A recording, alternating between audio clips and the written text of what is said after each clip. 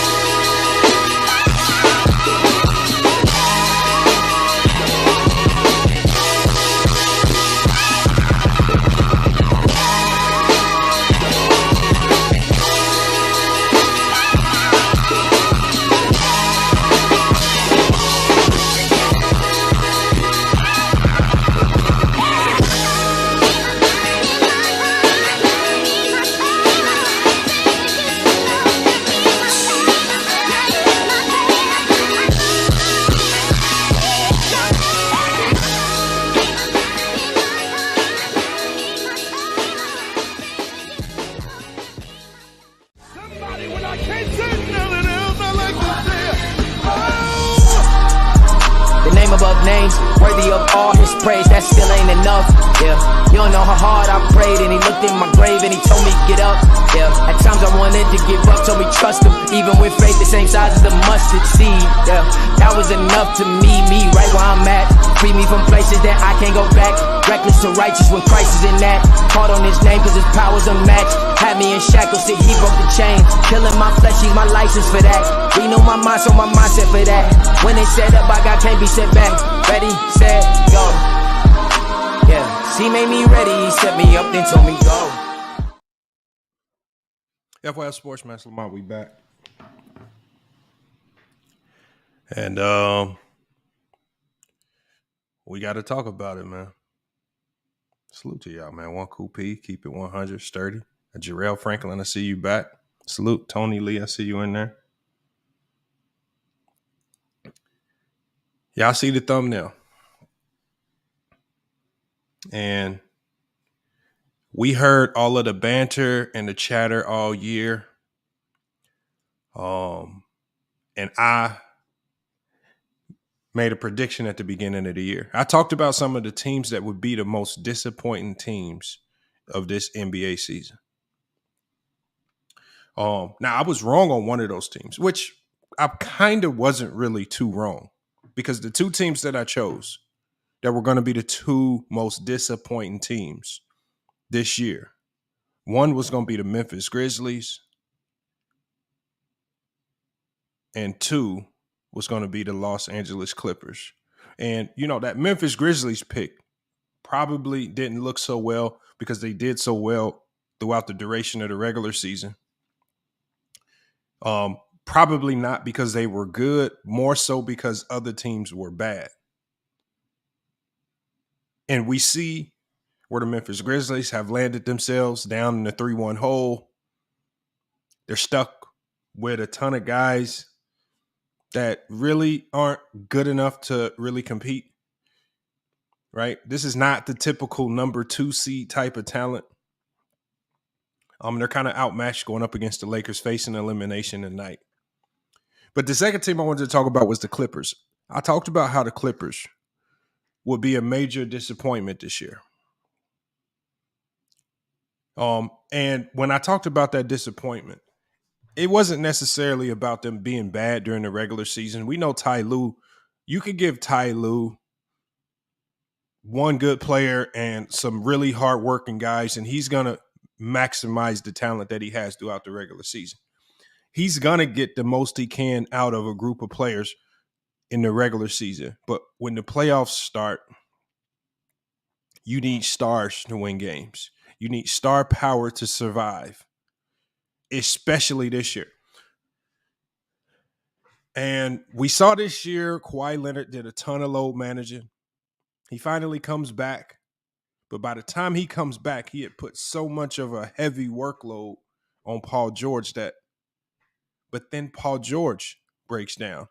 You know, he had a scary injury. If you go back and watch that injury with Paul George, I thought it was going to be much more significant than what it was diagnosed to be. So they kind of lucked out there, and they could have possibly have gotten Paul George back, the guy that had been carrying the bulk of the load, could have possibly gotten them back had they have been able to survive 1 or 2 more games.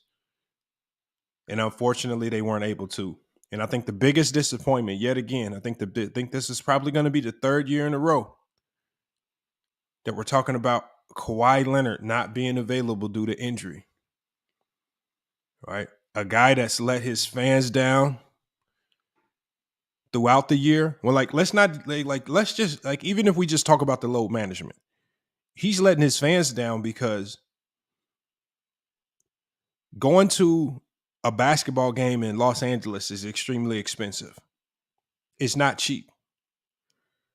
So he's already letting the fan base down by just missing games. People that might want to see him play in person just one time in their lifetime are missing out on that opportunity because he's already load managing a ton of games. And it's crazy how you were hearing all these conversations about load management, and all the talking heads who talk about this, or everybody who's crying about it, they seem to not really be pointing their ire at Kawhi Leonard. Kawhi Leonard seems to be the type of player because Kawhi Leonard has been used. Like if we really get into the facts of this, Kawhi Leonard has been used over the last 10 years as a dart to throw at LeBron James. And you got so many people who have been using Kawhi Leonard because Kawhi Leonard, when he's healthy, when he's actually playing, is really good. They've been using him as a dart to throw at LeBron. And so whenever Kawhi Leonard has setbacks, disappointments, playoff letdowns, everyone that's been using Kawhi Leonard to throw a dart at LeBron James, they have to give him a pass. They can't then use that same ire, turn it around, and slam Kawhi Leonard the same way they try to slam all these other stars. And it's just crazy to me how he's gotten pass after pass after pass, right? If you listen to the Locker Room did a really good stream yesterday. And the Locker Room actually titled this video. I'm talking about this was borderline a max ether. Y'all need to go check out the Locker Room's video. But he targeted his ire directly at Rated R Sports, Mookie, Showtime. And it was an extremely entertaining video. That was borderline a max ether. I might have to react to that one. But he called it like it was. And like, so, you know, and here's the stark reality of it. I want you guys to listen, like, to how people like Showtime and Mookie coddle and baby Kawhi Leonard when they're talking about him. I almost thought Mookie was going to cry real tears in real life the way he was talking about it. Man, Kawhi Leonard, man, he got hurt, man. He's such a great player, man, when his true shooting percentage. It's just like, bro, no, let's keep the same energy. Because we're dealing with a LeBron James who's 38 years old, definitely battling through injuries, right? He had the bad ankle injury. He came back from that. He's dealt with all the slander from all of the fake allegations of EPO and all this stuff. He stayed on the court. He stayed the course, right? When the chemistry wasn't right, he stayed positive. Yes, the team made moves to have better cohesion on the court. And when they made those moves, LeBron James then proceeded to show you, if we have the right pieces, this is how good we can be. And it wasn't another letdown. On the other hand, with Kawhi Leonard, they've had roster changes, right? Not just roster changes. I mean, Kawhi Leonard came in demanding Paul George. I'll come if you bring Paul George. This is an organization that sacrificed their future to capitulate to his demands. He then proceeds to be injured when they actually are favored to win in 2020 in this supposed setting that was supposed to be so easy to hoop. Remember, everybody calls LeBron and the Lakers championship in 2020 the bubble championship because it was so easy. But it wasn't so easy for the team that was favored to win it all. Like, a lot of people like to gloss over that. A lot of people like to gloss over that this man got walked down by a Denver Nugget team in the bubble. No fans, no pressure, nothing, no media pressure, nothing going on. But you get walked down by a Denver Nugget team in the bubble. We don't see any. Look, all these things, I want y'all to notice, all these things get quietly swept under the rug when talking about Kawhi Leonard. And people like to move on to the next year. And then what does Kawhi Leonard proceed to do? He starts off great in the playoffs. And so he has these moments where he gets everybody all exhilarated because he has these flashes where he looks like a top 20 player in NBA history. But then he does what he does best. He finds a way to allow injuries to impede his team's success. Time and time again. While you got other players out there playing through injuries, fighting tooth and nail, as soon as he feels a little tinkle or a little pain on his leg or his knee, he has to sit out multiple playoff games. And the funniest part about it, y'all, is they said the man had a sprained knee. When did this man sprain his knee? I want you guys, did he sprain his knee walking off the court, going into the locker room? Did he sprain it? When did he sprain his knee? Did he sprain his knee in the shoot around? Like, they said he was diagnosed with a sprained knee. I want anybody to tell me, when did this man sprain his knee? Ain't nobody seen. And so, again, that left many people to just start speculating, okay, are they using the sprained knee as a fake guise because Kawhi Leonard doesn't want to play because of the devastating circumstances surrounding his sister? And that news got publicized because it's just so funny how the very same day that information goes public is the very same day that Kawhi Leonard now magically has a knee ailment that stopping him, a guy that was playing on a tear, that was almost single-handedly dismantling the Phoenix Suns. All of a sudden, now he can't play. So look at Cash Money Jay. He said, now I'm acting like I'm a doctor. No, I'm not. Bro, I just know basketball. I want you to tell me, Cash Money Jay, when did he sprain his knee? Like, when you sprain your knee in a basketball game, you don't just get up and keep playing. See, look, now everybody's saying it's a torn meniscus. So we went from a sprained knee, then a torn meniscus. Y'all just be chatting. I don't want to hear this. I want y'all to know one thing right now. I'm going to tell y'all something right now.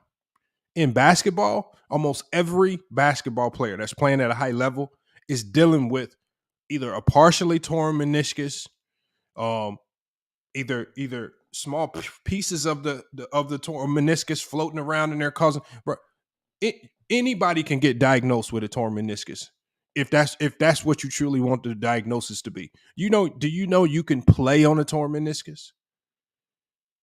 You can play on a torn meniscus. I've done it. It's just about pain tolerance, because once you tear your meniscus, we saw Robert Williams do it last year. Robert Williams tore his meniscus, was back just like that, trying his best to help. And look, now somebody else saying it's degenerative knees. No, degenerative knees is a disease. We saw what degenerative knees does to a player. Degenerative knees does to a player what we saw in Brandon Roy, where in less than a year, you go from a fringe superstar player to absolutely not being able to perform on the court at all. Now they saying it was report. I'm like, here's the end of it. I'm tired of all the reports with Kawhi Leonard. I'm tired of all the reports. I'm tired of all the excuses. I'm tired of all this extra stuff. Every time something happens with Kawhi Leonard, we supposed to give him extra special treatment and treat him with kid gloves because y'all want to make up these fanatical injuries. I'm not trolling. I'm saying We've been through this same story year after year after year after year. And Cash Money J, I specifically remember you as one of those people in here saying that LeBron James didn't have any excuse, right? Even though he rolled his ankle at 38 years old. But now all of a sudden, when it comes to Kawhi Leonard, now you want me to come in here and just start petting Kawhi Leonard and just treat the way it's okay, Kawhi. We're just going to keep your spot in the top 20 all-time NBA history. We're going to keep it safe and sound, right? We can't wait for you to come back in 19 months, play 14 games, and look great in those 14 games so we can say you're better than LeBron James. That's exactly what you want to do. Cash Money J, he actually hurt. Cash Money J, he actually hurt. But according to you, everybody else that's injured, especially if it's LeBron James, everybody else that's injured is either fake, it's either not as bad, either they should play through it. If they on the court, it don't matter if they dealing with injuries. They supposed to do the same level of performance. Y'all be doing this with everybody else. Anthony Davis been dealing with a guy like Anthony Davis came into this season knowing the same stigma that's attached to Kawhi Leonard's name was starting to get attached to Anthony Davis. What did we see Anthony Davis do this year? Every time he went down, we see this man get back up. Every time he's holding his hip, he's waving the coach off. Nope, I'm going to fight through it. Whatever you want to say about Anthony Davis, the one thing you can say this year is that he's been fighting through the injuries. He's making an intentional effort to change the stigma that's been attached to his name. All the videos, even I put out a funny video about him just doing random, everyday, regular stuff, holding his leg, holding his knee, getting hurt. But at least you see him making an intentional effort to change the stigma. I want y'all to tell me right now, when did Kawhi Leonard come back out? I want y'all to ask yourself, did he come back out? Did he test the knee in that next game? Did he say, you know what? This franchise is giving me a ton. I at least owe the fans an effort to come out and at least try to see what I got. Did he try? Did he make any effort? Or did he just randomly shut it down and absolutely nobody knew when this injury occurred, when it happened, how it happened? It just happened mysteriously. And not only did this injury happen mysteriously, he was out the remainder of the series. When Paul George sprained his knee. I want y'all to go look at Paul George. When Paul George sprained his knee, y'all, I want y'all to ask yourself, did Paul George get back up and keep playing and look like a great player?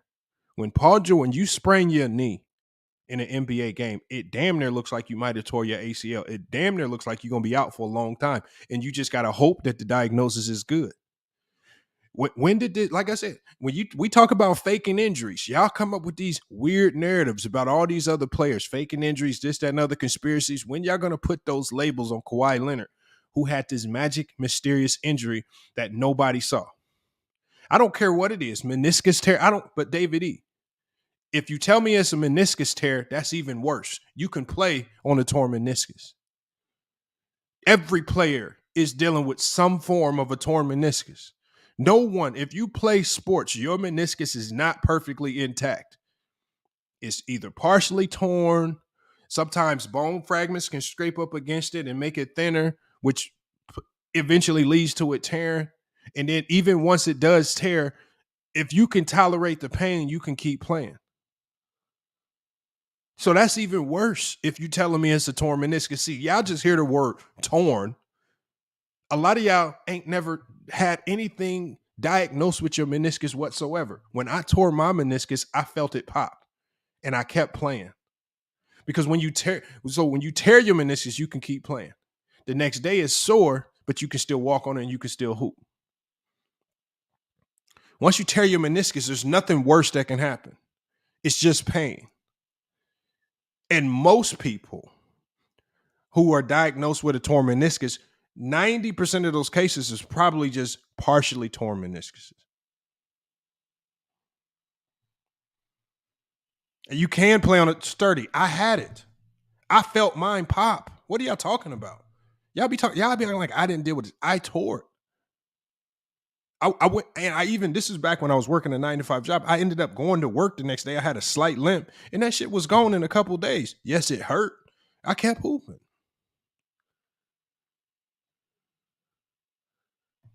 And if you can't play on a torn meniscus, like I said, y'all know, it's so many athletes in high school and college who don't get the treatment that these professional athletes get. When they get a torn meniscus, they keep playing. Y'all act like it's a death sentence. This torn meniscus is a very common injury. Jared Thomas says Kawhi is injured. Yeah, I know Jared. He's injured, and it's become an all too common thing. It is a cookie cutter injury. Yes, it is. You don't even need surgery to repair a torn meniscus, Sturdy. You don't even need surgery to repair it. You could just sit at home and heal. That's a fact. You can't do that with a torn ACL. I mean, you can, but your knee's not going to be the same. You can sit at home and just heal from a torn meniscus and be fine. Torn meniscus does not require surgery. Y'all be saying this stuff. Like y'all know. You know how I know? Because I drove on my left knee. I planted in the middle of the lane. I heard a pop. And I was like, damn, what was that? The crazy thing is I heard the pop. And like when players say they hear a pop, you don't necessarily hear the pop. You just kind of feel it like vibrating throughout your body. You'd be like, damn, that's not normal.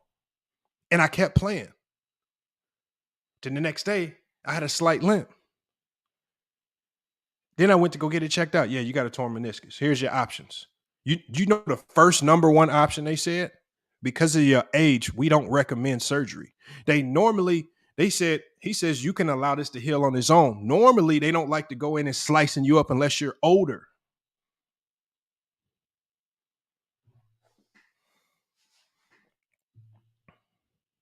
And yeah, Gorilla Smoke. That when a doctor tells you your torn meniscus needs all that cleaning and all that, that's just called them trying to get a paycheck out of you. It don't need all that stuff. If y'all trying to add all this extra spice onto it, and this is what I mean. This is why Kawhi Leonard has gotten passed after pass. No, Paul George had a real knee injury. They said, Lamont, most of the time, they don't recommend no 3 months of rehab. Robert Williams came back from in a couple weeks last year. And the only thing he had to deal with, like I said, when you tore your meniscus, it can't get no worse. When he came back, the only thing that hampered him was pain. It's pain tolerance. But see, now y'all want to give. So I know a torn meniscus is just pain tolerance. There's no way you can slice it. There's no way you could try to change it. Y'all Googling up stuff about torn meniscuses, trying to tell me it takes 3 weeks, this and that, and y'all ain't never experienced it. I'm not trying to hear that. That's what a lot of y'all is doing. A lot of y'all is Googling it, and y'all reading what WebMD is saying about it, and then you're trying to act like you really had that injury. I'm not trying to hear that. I had it. It don't take no 6 to 8 weeks to recover. It takes 6 to 8 weeks if you want to feel 100%. Anytime you get an injury, y'all, you're never going to feel 100%. But there are some injuries that you can play with, and there are other injuries that you cannot play with. A torn meniscus is one of those injuries that you can play with. Y'all gotta stop. And this is why I say he consistently gets coddled with kid gloves. I mean, and at the end of the day, if he would have just came out and at least gave 1/4 of effort to see if he could actually go, to see if he could actually tolerate the pain, I would have respected that. But this is just another year where he felt a little tinkle in his knee, and then what did the man do? He completely bailed on the series and left Russell Westbrook out there by himself. And all this does is it creates another season for the Clippers. You know what they're saying? We got to give the Clippers another pass. They was dealing with injuries. Another year. But you know what Ballmer has to do? Even though they was dealing with injuries, even though the team flopped, them paychecks he's writing ain't changing at all. Damn, I got to pay Kawhi Leonard another $25, $35 million. Damn, Paul George, another $25, $35 million. How many games they play?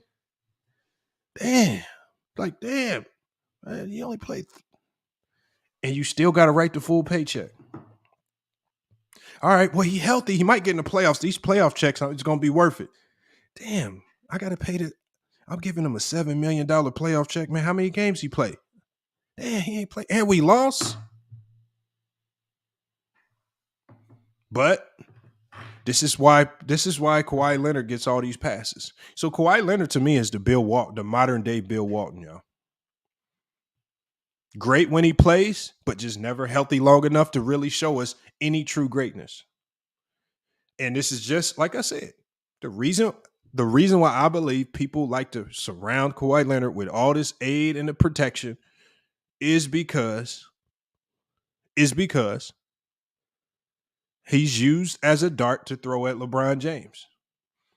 Jared says, Lamont, as an athletic wing, you can't keep playing on bad knees. That's how T-Mac ruined his career. First of all, like I said, it gets to a point in time. One of the main reasons why I have ultimate respect for a guy by the name of Brandon Roy, a guy who truly had degenerative knee disease, because degenerative knees is not a condition. It's actually a real disease that eats away at the bone, like Brandon Roy really had.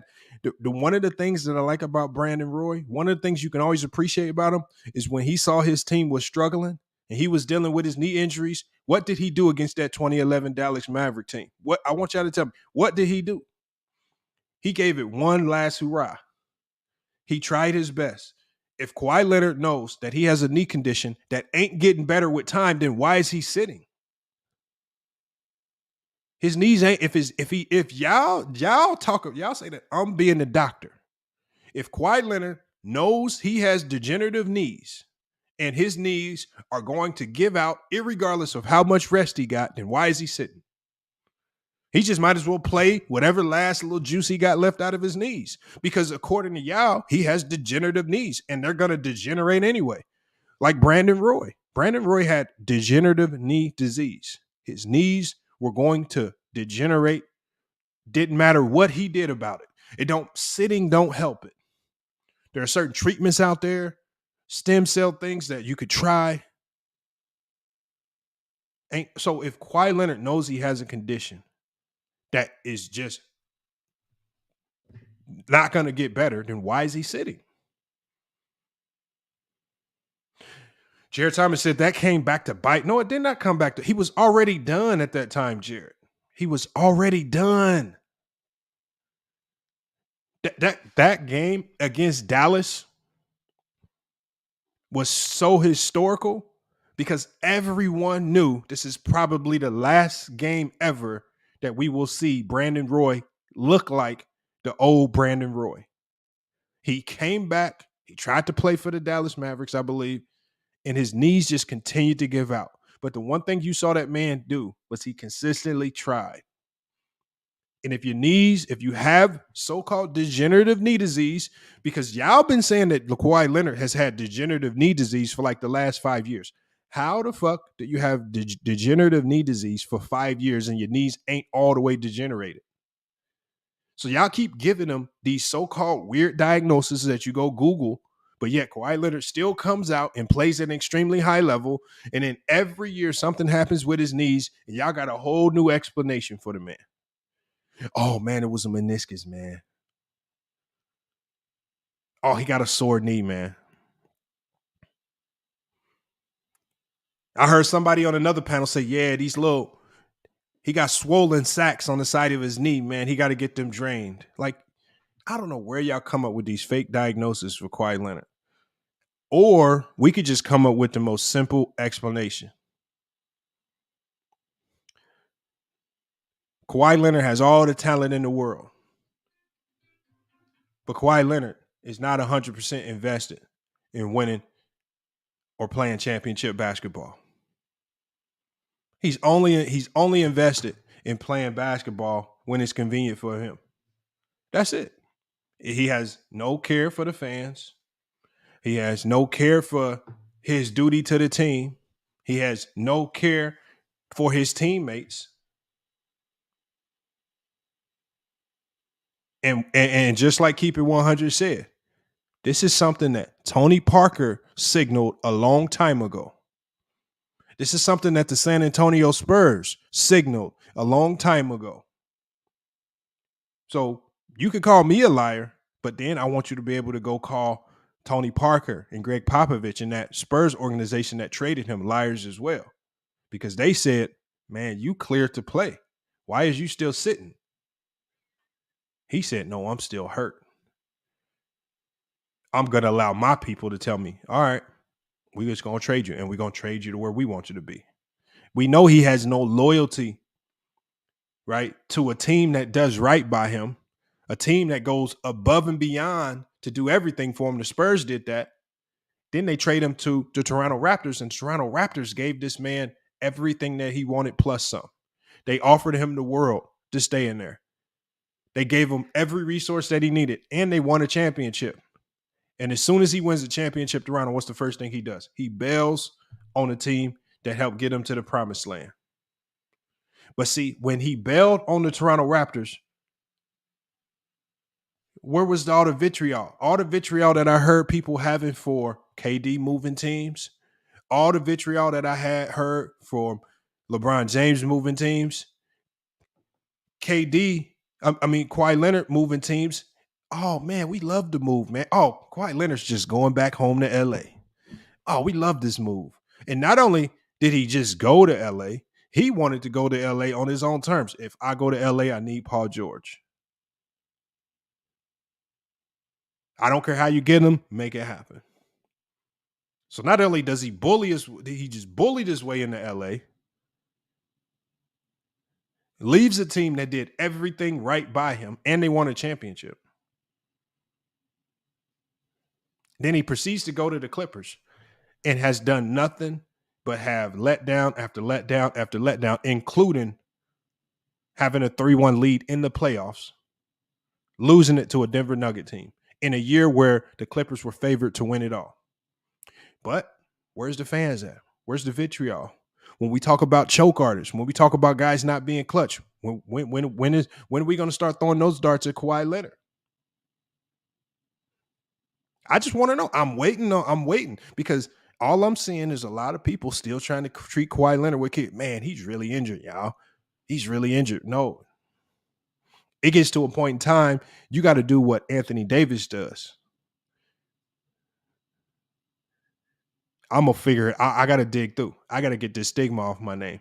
I got to play for my teammates.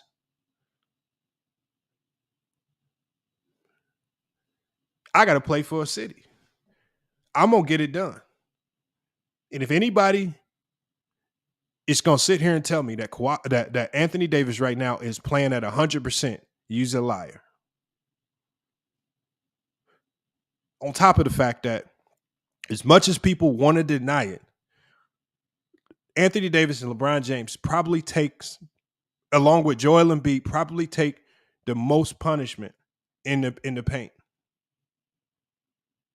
We can say he's not hurt, Bang. No NBA player at this time of year is playing injury-free. Everybody's dealing with something at this time of year.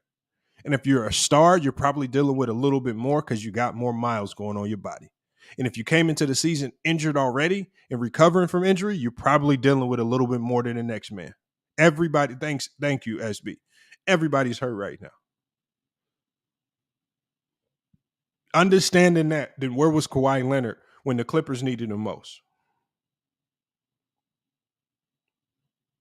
I want y'all to tell me, where was Kawhi? And when are y'all gonna start? When are y'all gonna start giving Kawhi Leonard that same venom that I see you guys give everybody else? It was a lot of y'all in here that's now done hopped on this Russell Westbrook train because he had some good games in the Clippers. It was a lot of y'all giving Russell Westbrook a whole bunch of venom, even though he's on the court playing every game, probably dealing with all types of knick-knack injuries. A lot of people giving Russell Westbrook venom, and that man was on the court. I just want to know why we treating with Kawhi Leonard and the Clippers with these kid gloves. So what do we do now? You know, if you're the owner of that team, for the people that was in here supporting Kawhi Leonard, coddling him, catering to his injuries, what do we do now? If you're the owner of that team, and you're looking at all your contracts, your fact that you over the cap, that you're paying the luxury tax, all right. Do you proceed in the next year with this same roster? Or are you seriously looking at potentially making some major moves? Because the same. Like, it's going to get to a point where I'm going to start to think that Ballmer's just crazy. Why are you repeating the same cycle every year, year after year after year, and you getting the same result and you ain't making no changes? The only thing that's going to happen next year is that Kawhi Leonard's going to be older. Paul George is going to be older. Their bodies are going to be more susceptible to injuries.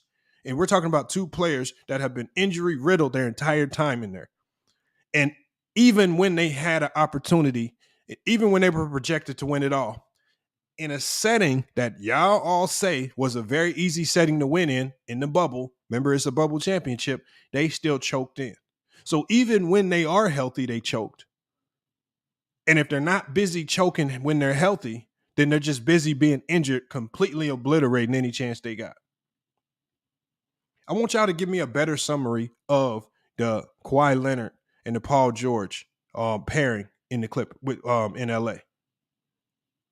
What summary? What summary can you have? If you're the owner, how can you be looking at your scenario going into the offseason thinking, I want to come back with this same team?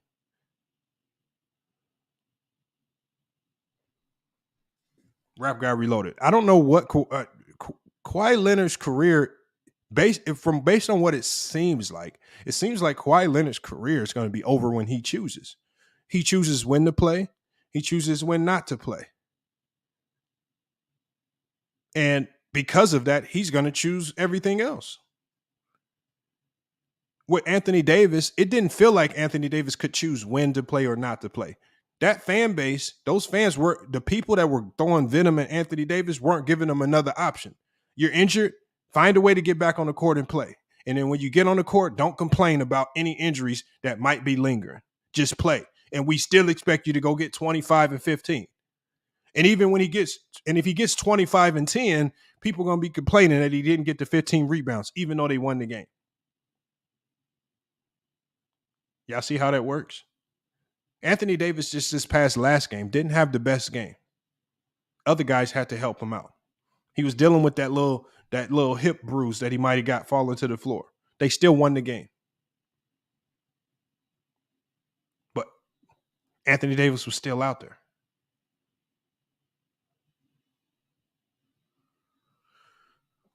Kawhi Leonard in the bubble can't control Paul George. Look, Jared. See, you say that. The last I recall, I want you to go calculate when they got eliminated, Jared. I want you to go tabulate how many points did Kawhi Leonard have in that fourth quarter and overtime. You come back when you get that number, right? Since you want to put it all on Paul George, I want you to go tabulate when they needed Kawhi Leonard most, when he was healthy, going up against the Denver Nuggets. Tell me what he did when it mattered most, since you want to put it all on Paul George.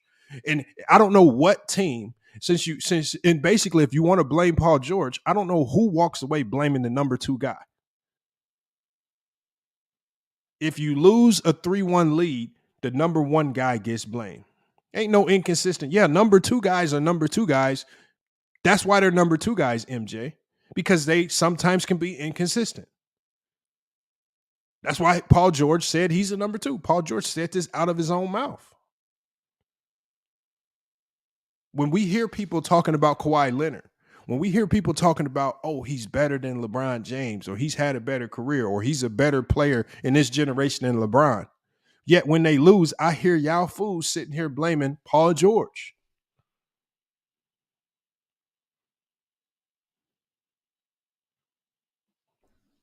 Yes, we all know Paul George hit the side of the backboard, but I want you to tell me what Kawhi Leonard did. Percy Bedford said a hip bruise isn't a torn meniscus. A torn meniscus, bro, they're both injuries that you can play through. That's what they have in common, Percy. Like, y'all not going to be able to use Google or WebMD to try to trick me into believing that you cannot play on a torn meniscus, or at least try to play. A torn meniscus is solely about pain tolerance. Once you tear it, there's nothing worse that can happen. It's just torn. And some people have a higher propensity and tolerance for pain. Pain could just heal it. A lot of people aren't even dealing with a fully torn meniscus. They're probably dealing with a partially torn meniscus. So it's not as painful. At this point in time, I honestly don't care what type of tear Kawhi Leonard has. Fully torn, Or normally what they'll say is fully ruptured. But if the diagnosis is just torn meniscus, that probably means it's just partially torn. Like when they say Achilles, when you tear your ACL, fully ruptured. It was fully ruptured ACL. In some rare occasions, your ACL can be partially torn. It's very rare.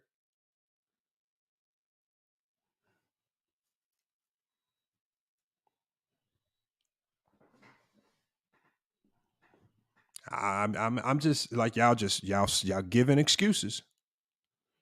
I know Cash Money J, but Cash Money J, Cash Money J, I want to learn from you today. I'm a casual. Then I will, if I once again, Cash Money J, because remember the last time we dropped the link for you, you said you was on a Zoom conference call, which in your particular case, it probably wasn't for work. That was probably your probation meeting with your probation officer or something. So Cash Money J, now that we know you're here in the chat, if I drop the link, make sure you hit the link. Thank you, Amelia Love Harris Reed.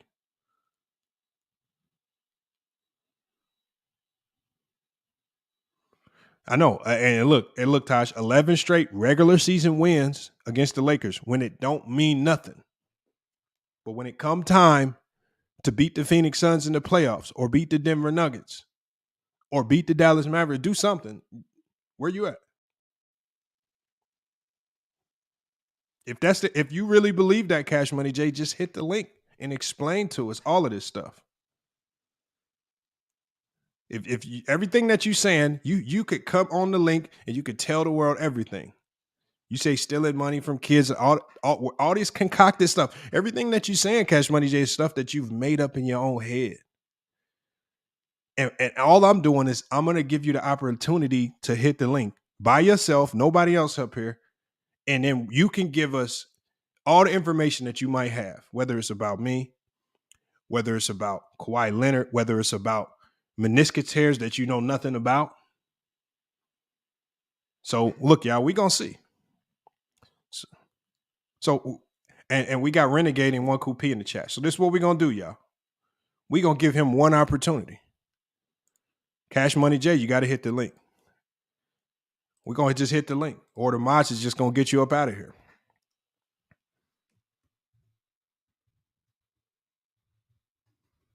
Oh, the link is there for Cash Money J. You got about 60 seconds to hit the link. So we just gonna see. See, this is how I know people don't know what they talking about. See, and I'll give you the link and I'm gonna let you run your mouth and rant and rave and say all this stuff that you don't know what you're talking about.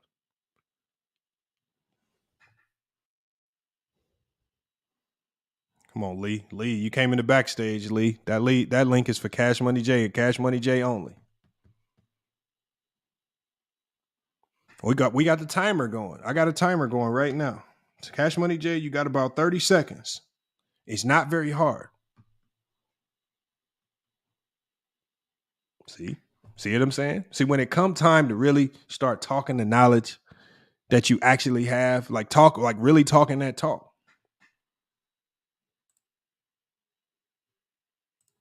All right, you good, Lee. I'm gonna let you in a minute, Lee. See, no Cash Money J, y'all.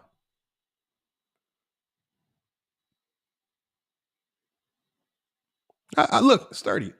I'm giving him time, Sturdy. And see, the funny thing, Sturdy, is he can hit the link at any time. I know, Bang. I just like giving people an opportunity. Look, see, Jared Thomas to hit the link. Lee didn't hit the link. No Cash Money J. See, 1QP, she 1QP on point with the timer. See, I was trying to be giving him an extended 60 seconds.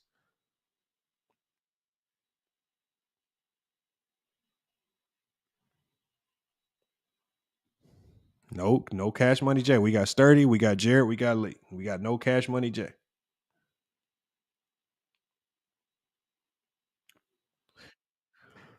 We got SB Talk Sports. We got everybody in the backstage. No Cash Money J. Cash Money J, like I said, y'all, he's on another Zoom call. See, like the Jamel Casino guy who was dishing on LeBron James all year, bet $200, doing all these bets and stuff. Now you got Cash Money J, man. No, I'm not even gonna say Cash is another ticket burner. I think Cash Money J is a very real person. I just think he's a weird person. All right, man. Salute to Cash Money J, y'all. Don't look like he's gonna be back for a minute. I will unblock him if he pulls up to the back to the panel. But as it stands right there, man, he's just not worthy even to being a chat warrior right now. You know, there's a certain level of dignity that even chat warriors got to have about themselves. You know, he just running from all types of stuff. Let me just let everybody in, man. Salute, y'all. Say something real quick. I gotta go, but can I just say something real quick? Yeah, what's good, Lee? Yeah, nothing much. Hope you've been well. What up, man? Hello to everybody. What up, Leonard? Salute. Hey, what's going on, Shaquille? But just in reference to Kawhi, my fault, Lamar. I tuned in late, but I feel bad for him. I really do. Yet another setback, yet another knee problem or knee injury per se. I'm not, one to tell a man or tell any other adult what they can't do. I just want that man to be healthy when it's all said and done, when he's no longer playing basketball, when he retires. With all these knee injuries, I mean, I'm sure he has a team of specialists that he sees, but at some point, wouldn't it be beneficial to just call it quits if you continue to have these knee problems? And I don't know if he has degenerative knees to where he's never going to be fully healthy. I don't know. I just want him to be healthy away from basketball. Forget on the court. But there's I don't know if there were reports, but I heard, a few people say that Kawhi's limping half the time in practice. And if he's limping half the time in practice, it's just, I don't know. What people are saying this stuff. The funny thing is when he steps on that court, he gets to dunking on people, hitting jump shots on people. Where all that limping go? Like I don't want to hear these sob stories about the pain he dealing with behind the scenes and all. When he step on the court, he healthy. He be killing people. I ain't gonna lie there. But for him to just disappear randomly out of the blue, and then first I'm hearing knee sprain. Then now people are saying torn meniscus. Man, it seems like there's a lot of fabrication of what's really going on. That's what's happening. Let me get to Sturdy, man. Sturdy towards meniscus, said you can't play on it, man. Sturdy, what'd you do to your knee, man? Salute, Sturdy. Salute, everybody. It happened. It was a grade 2 strain the first time, and then the second time I completely tore it. So the first time happened during a match, completely dominant, whooping this dude ass. And then literally my knee gave out. I literally had no strength in it. Anytime it's a shock absorbent tendon. So anytime I would turn and try to pivot or do anything explosive, no strength and a huge sharp pain. It felt like I knew my knee was going to do it, but it felt like my knee was going to bend sideways.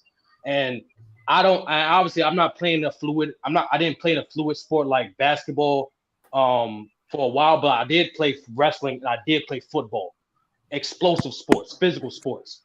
And I do agree with you in terms of like you can play on it, but you are definitely compromised depending on the level of tear that you're playing with meniscus.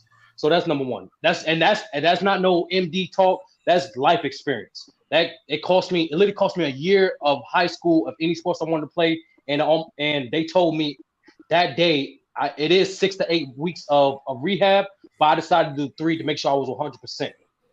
But I do agree with you in terms of like everyone's dealing with injury to a certain extent, but everyone's not dealing with the same injury and everyone's not the same person. So let's get out the way. Hold on. Not to cut you off. I got a question to your point. So since you went through this life experience and you kind of get a glimpse of the pain of what Kawhi going through, what you think he should do for the rest of his career, though, wise? No, I was just about to say that. First of all, I'm not going to tell another grown man what the hell to do with his career. That's not my place or any fan's place. That just a spectator. That's number one. Number two, right. Kawhi, and I'm not going to question his love for the game either. He's not a Ben Simmons. And Lamont, you know this more than anybody. to get to this level, to get to that level, you had no choice to have love for the game. Okay, so you don't get to that. Hold on, Lamont. You don't get to that level, and especially for a guy like Kawhi. Yes, you can get to this level without love for the game. That's cap. That's true. Ben Simmons is a perfect example. I know a guy, AJ Hammers. I know a guy from Purdue University. We can call my buddy up right now. He's living with That's two people. Dude got hold on, Sturdy. So what I'm saying is, I know a ton of NBA players that's not playing because they love the game. Some of these guys are just hooping because they're 6'9", and people put them in a position where they could succeed a ton of times. Like if you talk about, I just met a guy. I was walking through the strip mall out here in Phoenix. He played with a guy by the name of Chase Budinger. You know what he told me about Chase Budinger? My girl was standing there right with me. He was his point guard in high school. He said that was the laziest motherfucker I've ever seen. All the talent in the world. He said he was just a naturally gifted athlete. That man was the number one volleyball player in the United States. He was at the one point in time the best high school basketball player in the United States. He went to the University of Arizona. The man didn't practice, knew nothing, and he was just naturally gifted at it. Didn't have no love for the game. Joined the Houston Rockets, collected a couple million, out the league. He just some of these guys don't have a love for the game. You can't believe that everybody in the league but love I'm the saying, game, bro. So for somebody to say you can make the NBA without a love for the game. Yes. But if you 6'9" and you athletic and you just a naturally gifted athlete, somebody's just gonna put you in place. These coaches don't care if you have a love for the game. They just want to win games. All right, scratch that, because I'm not Professor X. I don't read people's minds. I'm not a sports psychologist. I don't care about their person's mindset or their feelings. That's why we're talking on FYI. One brought it up. Brought it up, Sturdy, though. And there's multiple players that said that half the league don't care about they don't got the love for the game, bro. SB, that's what I said. Hold on, Jared. SB, that's why I said scratch what I said. So let's continue the conversation. In regards to answer the question that's tagged on the video, the Clippers should run this team back because Lamont, they're the second highest paid team in the league. They have the second highest. I believe only the Warriors owe more money above the cap than them. With the new CBA, they have no choice but to run this team back because you can't try to shop Kawhi PG where their current trade value is low.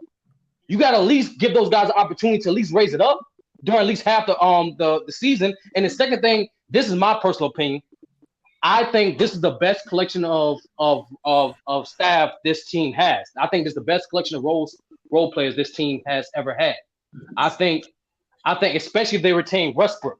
I personally believe you run this team back, you keep Westbrook. I think you make adjustments to the roster. I think you need to trade Markieff Morris and potentially Eric Gordon, but trade those guys, flip those guys, and keep everybody else because this is a good roster.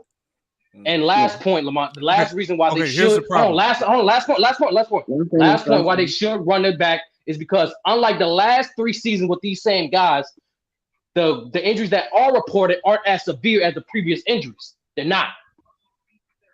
So with the combination of this new staff, go ahead. Here's the problem. Why run it back when he has an injury that in 99% of people just doesn't heal? When you tear your meniscus, there's no fixing it. Once you tear your meniscus, the only thing a doctor could do is go in and do an arthroscopic cleanup, but they can't repair it. It's torn. So knowing that it's torn, and for the rest of his career, a torn meniscus for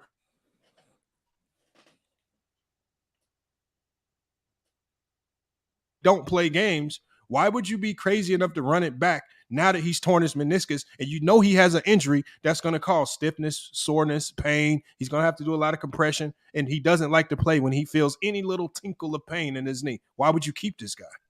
Because, like I said before, Lamont, now you have the adequate roster to win most of those games, which you want to load manage. Hold on, they've been having the best. They've been having the best set of role players for the last 3 years. No, they came into this playoffs with the best bench. They've been 12 deep for the last 3 years. 31 teams. You gotta keep them healthy. SB, like I said, in my opinion, this is out of all those role players and different types of rosters. This is the best iteration of it this year. They didn't lose because of the role players. They lost because Kawhi Leonard wasn't playing. It don't matter if it's better. They've been having the best role players for the last 3 years. It don't matter if it's the best. Sturdy, you missing the point. You trying to say just because this is a better no, Sturdy, you missing the point. Sturdy, listen. You trying to say let him finish, SB. Let him finish. SB, I got you next. Let him finish. Like, bro, like how the hell you gonna make my point for me? That's not what I'm saying. I'm saying this roster's adequate enough now. This current iteration we saw compete against the Suns is good enough to maintain his load management. No one forced the Clippers to give Kawhi all that money, Lamont. No one put a gun to their head. Are they good enough when Kawhi's not playing? They good for the regular season. Are they good enough when Kawhi's not playing? For the regular season, they are. For the regular season. Are they good enough? Hold on. They didn't bring Kawhi Leonard.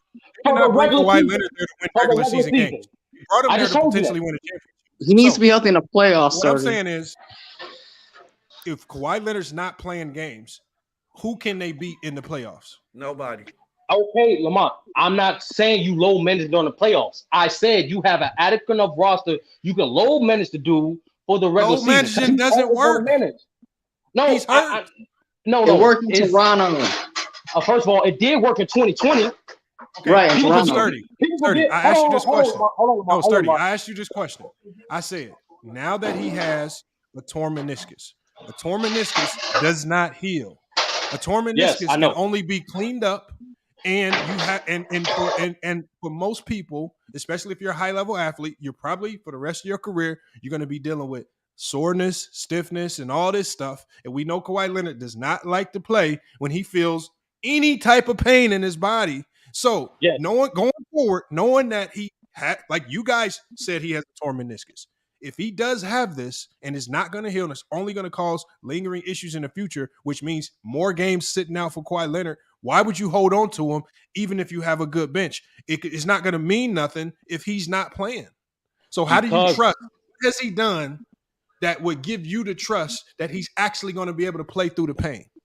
No, worst of all, he's not going to because he made it simply clear from the very beginning, Lamont. That's why I said no one forced the Clippers to give him that contract. No one. That has nothing to do with my question. And he wasn't this bad. It wasn't this bad before he got that contract, sir. Man, Kawhi career done, man.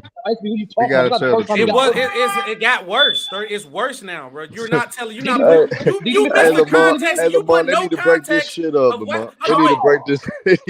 Thank you, Herm. That's crazy. Herm got to come in and stop the hate. And he had injuries. You gotta stop the hate. Sir, you put no context on. Hold on. 30. Hold on, y'all. Listen to this. Hold on, y'all. Why are you hating, SB? I got to go to Jared and I got to go to Mingled and all these other guys. So Sturdy, if he's the owner of the team, he's going to proceed forward with the same team with no real solution to the injury bug. What reasons I say, Lamont? You keep talking about the bench. No, I said, number one, they have no choice. You can't flip Kawhi. Yes, they do have a choice. No, they don't. No, they don't. No, they don't. Hold on, Jared. Hold on, Sturdy. You can, in the NBA, you can trade anybody that you want to if you have your mind set on it. A lot of people, and even I believe that Russell Westbrook was untradeable. The Lakers still found a way to get it done. A lot of people thought Kyrie Irving was untradeable. They got it done in 2 days. What's Kawhi market though? A lot of people exactly. It's not cost-prohibitive. A lot of people thought that KD couldn't get traded. They got it done in 2 days. A Kawhi Leonard trade is out there because there's some team that's willing to think like you and take a risk on him and coddle to his injuries, thinking you can get the old Kawhi Leonard back, and you ain't gonna get it back. That was the Raptors and the Clippers did. That was the Raptors and the Clippers did. Don't difference the Raptors you won. Keep retroactively going into the past. What you talking about? Know what you doing? I'm talking about from this day going forward. Whatever knee issues he's had in the past, it's all now multiplied by 10 because the man now has a torn meniscus, which don't heal. Kawhi is what he is now, y'all. So now that it's worse, so now that it's worse, why would you hold on to somebody and paying them all this money when you know when it matters most, he's not going to have any availability? What's the alternative? Trade him? Let me answer this real quick. Because, Lamont, you got to break the whole team up. They have the second highest salary in the league, and they have no draft picks. So to get the best value for him, unfortunately, I have to wait till these niggas get healthy enough to up their value. Period. I feel you, but that's right. Like I can't look. Listen, I understand the point that you're saying that you don't need draft picks to trade Kawhi Leonard. You don't. Nope. You need to get draft picks. They need to. You can get draft picks for Kawhi Leonard. I think the Clippers need to go full like OKC Thunder. Just go young. get picks, and try to get assets back. Get as much as you can now. I don't think it's nothing else you could get from this team. It is what it is. They get hurt every year. They get hurt so much that they stack the team that deep. Like, I get you trying to say that it's the rotation, like the rotation is the best version of the rotation player, but they've been 12 deep for the last 4 years. No more. But now they look, and I hate what's that's not gonna work, SB. No, listen. It's not working now. It's not working now with the high payroll that they have. Because I hate that Sturdy said he beat Mr. Contacts all the time. It said, why did Kawhi Leonard get that contract? What you mean how he got that contract? He just came off a championship run and he looked it good. He know why he got the contract at a point in time. The knee injury got 10 times worse than what it was now. The Clippers need a lot of teams do this. They hold their hand a little too long. You need to get rid of them now to get something before it get worse and you get nothing. And they do have second round draft picks. And that's similar to Russ. That's like asking, how did Russ get that big contract? Well, at the time he got the contract, he was balling. But you know why he got it. He got to a point where he wasn't worth it, and the team had to cut their losses. It's called cutting your losses and just get what you can to move forward. Because as it stands right now, they become a team now where, like I said, Ty Lue's a good enough coach to take an injury-riddled team and be decent because they have such a good enough bench. They can be decent in the regular season, get there, but they're not going to have major success in the playoffs because you need your stars to win in the playoffs. I just don't think nobody going to trade for Kawhi. I just know, like, what is the market? Toronto would take him back. Toronto would take him back right now. And Lamont, they got second round draft picks this season. Toronto would take him back right now. Like you said. They probably would take him back. Can you hear me, Lamont? Look, I'm going to read this because I want to get to Mingo, then I want to get to Herm and everybody else. I'm going to read this about meniscus tears. This is what – remember, y'all, before this happened, we all knew Kawhi Leonard had knee issues. A lot of people were saying that he had degenerative knees. Now, meniscus tears, this is what it says from the University of South Florida. And this is what I was told too. Meniscus tears do not usually heal. And so with Kawhi Leonard already having bad knees, do we really expect that his meniscus tear is going to somehow magically heal? Probably not. It says after the injury, the meniscus tear will not. It says after the injury, the meniscus tear will not cause any pain or other symptoms, and then no other treatment is necessary. He says if the knee does not get better or you continue to have symptoms of swelling, pain, catching, locking, or buckling, then surgery is needed to correct the problem. He says the surgery is called arthroscopic, and the surgeon will either remove the torn piece of the meniscus from the knee or potentially try to repair the tear with sutures. But this is it's wraps for him. Like, you can't fix this. This ain't nothing you can fix. And so what reason do they have to keep Kawhi Leonard for another year? I think if he get hurt again, you're not gonna get nothing. So you better try to get something before you get nothing. I think they need to blow it up, rebuild the team. You already got a new stadium coming in. Get some young excitement to the team. You see the Thunder, you could do it. The Thunder did it. Get some young excited pieces, because if you come out with this old team, you ain't gonna sell no tickets in there. I know that's why they thinking about keeping them, because they got that new stadium coming. But I think that you need to get out. You rather get out a year too early than a year or two too late. Yep. They missed the playoffs, SB. Hey, Lamont, what's up, bro? What up, Mahari? I'm gonna go to Mahari, then I gotta get to Herm, and I gotta go to Bang next right there. Appreciate you pulling up, Bang. What you got on this, Mahari? Man, chilling, bro. Chilling, man. I just decided to pull up real quick while I'm on break right now. I'm going to say it like this. I think at this point right now, we just have to know what Kawhi is, what he is at this point. Like, he's not going to be the same player that he once was when we knew when he was in San Antonio, when he was in Toronto. And I think that now, I think a lot of the stories that came out of San Antonio are now starting to come into the light now. Because remember, I will admit to this, I was one of the people that defended Kawhi Leonard, to saying, "Hey, the man's injured. I mean, if he feels that he can't play, who are you to judge? To say, hey, the man's injured. Who are you to judge?" But now, because of what we've seen with the Clippers the last few years, now all that narrative stuff is starting to come back into the light now. And now I can't. There's no way you can defend this. There's no way you can defend this. If you're going to say the same kind of heat to LeBron James, you got to give that to Kawhi Leonard, and then some. Because listen, I understand that he's been dealing with knee injuries and all that. It's an unfortunate situation. But at the same time, you've been using load management for the majority of your career, and you haven't even played a full 82 games since your rookie year. So at some point in time, you got to make a decision. Do you want to keep playing, or do you want to just simply make your money and retire? That's where I stand at this point. Because here's what I would do. If I were Steve Ballmer, here's what I would do. I would say like this: next year, this is it. If we don't get to the finals next year, I'm blowing this up. I don't care how much salary I have to eat. All right. I'm going to blow this team up and I'm going to start over. Unfortunately, I don't know if they have enough draft picks like the Thunder do to try to get, new young pieces to try to rebuild. I don't know about that. They got none. They got none, Mahar. They got none. Nothing. Exactly. And that's going to be the problem because I give the GM of the OKC Thunder a lot of credit. When he lost his superstars, what did he do? He stockpiled draft picks. He made deals to get draft picks, and now they're on the verge now of retooling the team now into probably a better team than what they had with Russell Westbrook and Kevin Durant and James Harden in their heydays. So this is something that the Clippers are going to have to do. If I were Steve Ballmer, like I said, I would say to this team, this is your last year. If you don't get to the finals, I'm blowing this team up. I don't care how much salary I'm going to eat. I'm going to blow this team up. You guys I'm going to either trade you guys or just release out of your contracts, and we're going to rebuild. That's what I would do at this point. That's what I would do. I don't know, man. Hold on, let me get to Herm. What you got on this, Herm? End of the day, man, I was the guy that chose the Clippers to come out the West this year because they did have the best roster money goodbye and was banking on the health of Kawhi Leonard and Paul George. But unfortunately, y'all, we've been seeing this experiment since 2020. Something always happened with this team. And straight up, Kawhi Leonard is what he is, y'all. He'll tease you for 2 games. He'll put up big numbers, do a 60, 50, 90 type of split for 2 or 3 games. But guess what? You go find that game 3 or something during the series that he can't play anymore. At the end of the day, like Lamont is absolutely correct about that torn meniscus. It'll never heal properly. He already got knee issues anyway as is. And plus, he's going to basically probably miss next year. He'll probably miss the whole season next year. So why would you run him back? Break the whole team up. Now you got to take your losses as is. You would get some value for Paul George. That's the bright side for the Clippers. They'll get some value for Paul George and be able to get something great back for him.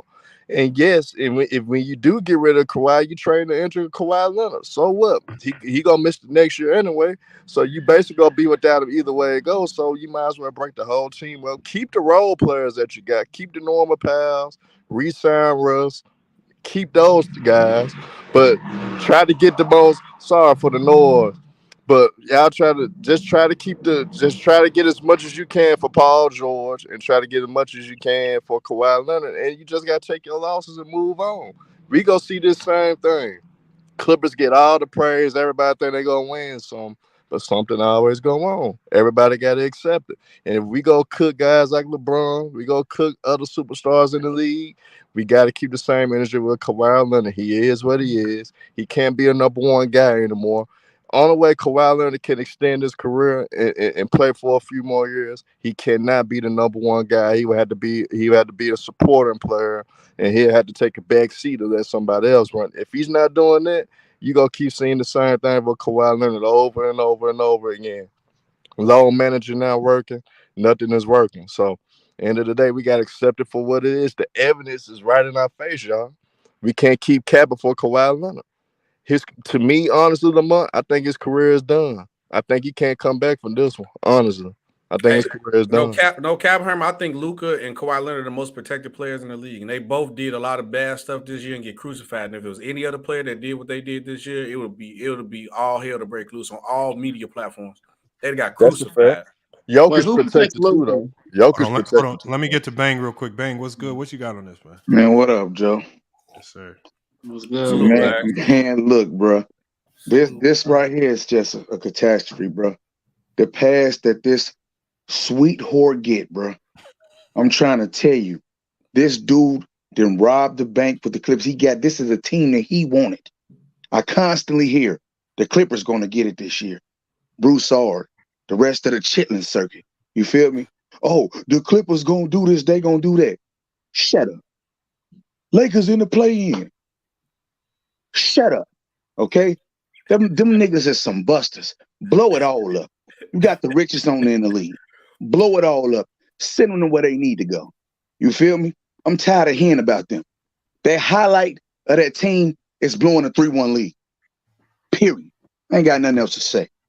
I just got to let you know I agree with you. Blow it up, and you can play on the meniscus, my nigga. Period. Got to. Not Kawhi. Not Kawhi. He feel a little tight pain. He's sitting down, bro. He ain't gonna play. He ain't gonna play, bro. Young Africa, what you got? That nigga career done, man. Yo, what up, FYN Sports, man? Look, man, I personally had a meniscus injury. I tore my meniscus, and my medial meniscus, and it's a painful injury, man. You can't really expect a brother to play on that, and it hurts. And I had mine repaired, and so I had the sutures put in, and that is a long-term injury. You're gonna have pain, you're gonna have swelling if you do play, play soccer, and so it does hurt, and so I can understand that. And the issue with the meniscus as well is that, like, structurally your knee isn't sound, and so he would have had a high chance if it did come back to tear his ACL as well. Like, the whole knee and the meniscus supports the ACL and the whole structure of the knee, and so he would have possibly tore his ACL, and that would have been like career wraps, and so I can understand that. And when we talk about him getting traded, I've heard a brother say, what is his trade value? It's probably the lowest it's ever been in his career, and so I'm gonna throw some trade packages to you, Lamar, man. What do you think about Karl Anthony Towns for Kawhi? Straight up. I mean, it sounds good. I mean, at this point in time, I think they're willing to take on any potential star to pair with Paul George. I mean, right now, any star's gonna be better than Kawhi Leonard because Kawhi Leonard's just not available. It's not like he's playing bad. Like, would they be bad on Minnesota for making but do we got a no trade clause though, Africa? I don't know about that. I can check right now for y'all. Yeah, go ahead and check because I think he do, and I don't think he'll want to go to Minnesota, so that would be the issue. Can I get a time in? Go ahead, let me throw you one more trade package though. Hold on. Go ahead. Because you were right about a fringe team that thinks they're one piece away. That's most likely what's going to happen. And so, what about Zion for Kawhi and taking a chance on a man that been injured but has his whole career in front of him? Would you pull that trigger if you're the GM of the Clippers? The only reason I would pull that trade is because of Zion's youth, and we know that Zion's issues are stemming more so from his weight than really just being injury prone. So I feel like Zion has something you can manage more, but I don't know. You gonna have to pick your poison. Ballmer, like I said, Ballmer would be better to just try to find a way to cut ties and just rebuild from scratch, as opposed to trying to add new pieces in that are also questionable. Because then if you bring Zion in, let's say they do take that trade, now you're dealing with an entirely different problem. Similar in nature, because you're dealing with a guy that also is not available. So why, if you're trying to completely get away from this type of problem, you got to just completely get away from it. Find a team that's willing to take him on, get as much as you can for him, and move on. Maybe you can keep Paul George. Maybe he wants to move on. I don't know, but you got to find a way to just hit the reset button on this. Because if you get stuck in this for another year, you're gonna lose all value, and you're not gonna be able to. Can I change the narrative? Go ahead. Can I change the narrative? Go ahead, George. You run back to the same team. You found out yet? Oh my God, bro! Can I change the narrative? I just looked up something for him. He wanted to know the answer to his question, bro. We gonna let you get your turn, bro. Chill out. From what I'm seeing, he don't have a no trade clause. But I also seen another article saying he has a trade kicker, so maybe they got to pay him more money if they trade him. Can I change the narrative? Go ahead, man. All right, go ahead, Drew. Check it out, bro. You do not do anything. You keep the same team. You get rid of Russ, and you get a real point guard. And I guarantee you will see a difference. Why would you get rid of Russ? You get rid of Russ, and you get a real point guard. You get a real point guard to run the show and set up the players, and I guarantee you will see a different team. They need a point guard. That's the only thing they're missing. They're missing a point guard, sir. They're missing health, they bro. need a point guard. Okay, George. Here's the problem. We can say, like, I can point to any team and tell you what that team needs, but then they need a point guard. I know, George. We all know that they've needed a point guard. It's easier said than done. First, you have to find one that's available for trade, and then you have to be able to facilitate a trade that not just works for you, but also works for them. Like, we keep saying trade Russ, but just throwing Russ on another team might not be best for that other team. What they got to do with their health? So what you mean I do with their health? We know Russ they need wasn't a the point guard. problem, Joel. Russ, no, sir. Stop, and just listen. Use your mind, son. Use your mind. Use your mind. George, tell us they what need a player point they can guard. bring in. Why did the Clippers lose, George? Huh? Why did they just lose? They got too many injuries. So why the hell you talk about a point guard? That's not the point guard. Listen. With the firepower that they still have, all they need is a point guard. The firepower's not healthy, George. It don't matter if you get a point guard if you don't have the firepower on the court. They still have enough players on their bench to run. They still got enough players on their bench to still win. Hey, George, they just need a point guard to help them win. This go solve it, y'all. This go solve it. Hey, George, I got a question for you, George. So let's just say, for instance, they would have had. Let's just say they would have had Dame Lillard as a point guard, a healthy Dame Lillard's not a true point guard. Dame Lillard's not a true point guard. No, he's not. No, he's not. What's a true point guard to you, dude? No. Hold on, wait, George. What is the point guard? What is the point guard? What was the perfect point guard for? If you take Russ off, who was the point guard you replace him with? Then I got a second question after that. Right now? Yeah, right now. Well, the Knicks got probably the best one in the league as far as you. Jalen Brunson. So Jalen, right? So if Kawhi still get hurt, wait, listen. He's not a true point. Be quiet, y'all. So if Kawhi get hurt still, and then the Clippers got Jalen Brunson, they beating the Suns with Jalen Brunson by himself. They would have a better chance. Would they beat him? Would they beat him though? Right yeah. No, they don't. We all know the answer to that. No, you don't. No, you don't. No, you don't. You don't know that. Yes, we do. No, you don't. We do know that. Without Kawhi, if you know that, then tell me the motherfucking pick 4 numbers or the motherfucking a lot of time out by now. You don't know that, man. If I was talking like George, I would have been in time. Use common sense. Jaylen Brown and Norman Powell. You don't know that. Come on, bro. Come on. You don't know that. They need a point guard, bro. Hey, LeBron would have put. I guess LeBron probably, man. You too. You know too much to be talking dumb like that, George. Come on, bro. Y'all don't know basketball, bro. Y'all don't know. They need a point guard. They out of line, George. I ain't gonna lie. You know, bro. They need a point guard out of line. Y'all said Damian Lillard. Y'all said Dame. Y'all said Dame is a point guard. True. Dame is not a point guard. You can't even talk about nothing that had to do with the problem with the team. The problem with the team is health. Right. Can I say something? Man? Go ahead. I see y'all SB, Jerry, Ralph, Mingle, Young Adams. Y'all too young, man. Y'all too young in the head, bro. Hold on, George. Hold up, George. Hold up, George. Hold on. You got it, bro. Go ahead. Now, I second, besides George, I second everybody on here about the Kawhi Leonard situation. I mean, listen, at the end of the day, the number one ability is availability. Regardless of how good you can play, whatever. Listen, we know how good Kawhi Leonard is playing. When he's on the court, we know how he can. You know what I mean? He gets busy, but if you're not available, what is you worth? And this is the thing. This should be alarming. The fact that you load manage and you still get hurt. How you load manage and still get hurt? That's crazy to me. That being said too, when George and responded to George talking about the point guard situation. But first of all, here's the thing: if Kawhi Leonard, Paul George, then was hurt, let's be honest. The Clippers had a good chance. It could be in the finals. Yeah. Let's be honest. If they was fully healthy, they probably would have smoked the Suns. Right. They probably give it. I mean, Clippers. I ain't gonna lie.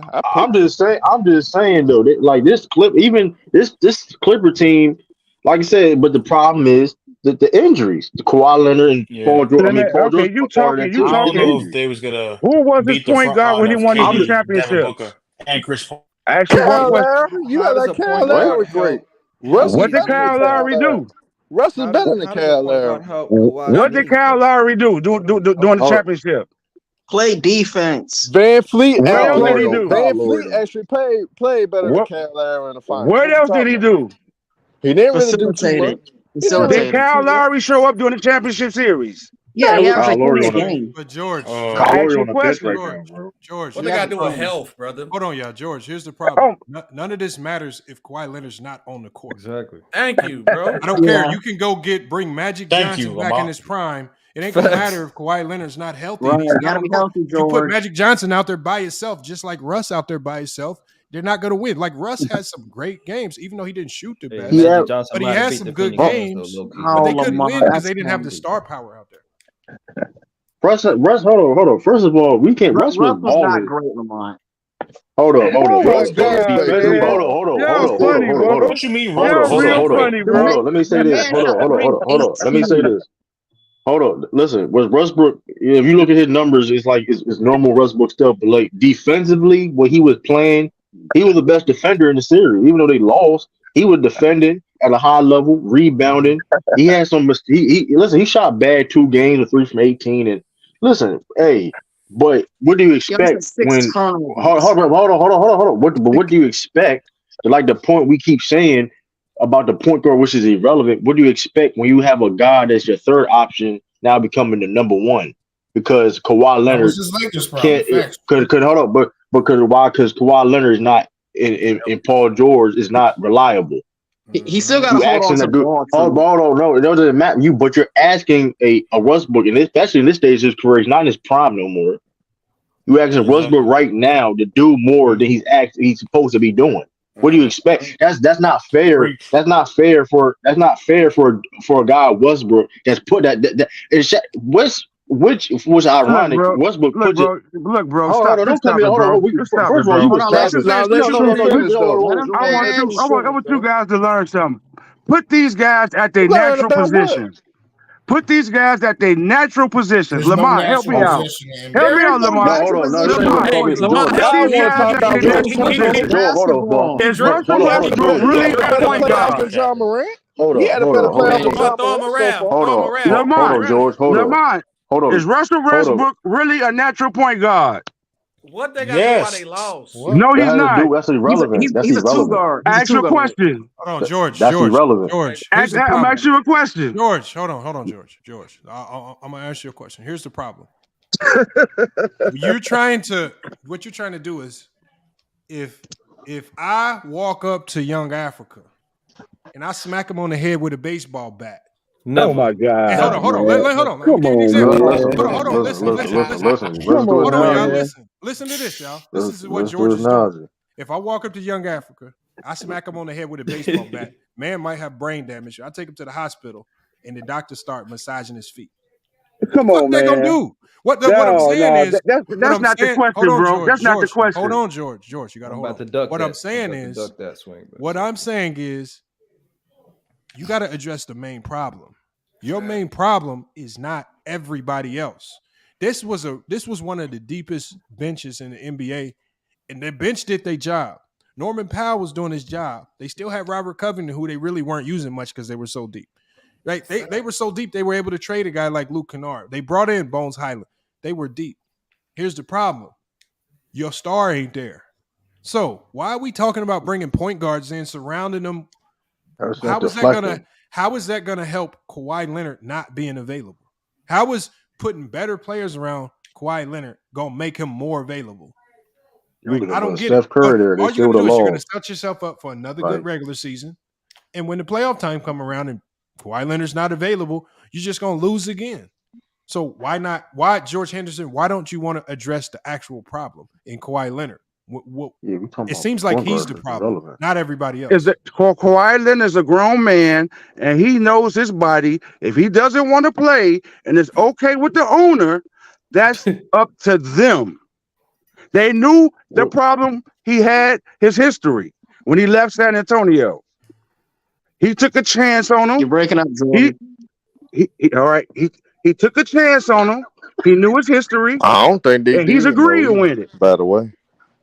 He knew about it. They knew it was this bad. I don't think they come knew on, it was bro. like that. Bro, they didn't. George, the man is a billionaire for a reason. Here's the problem.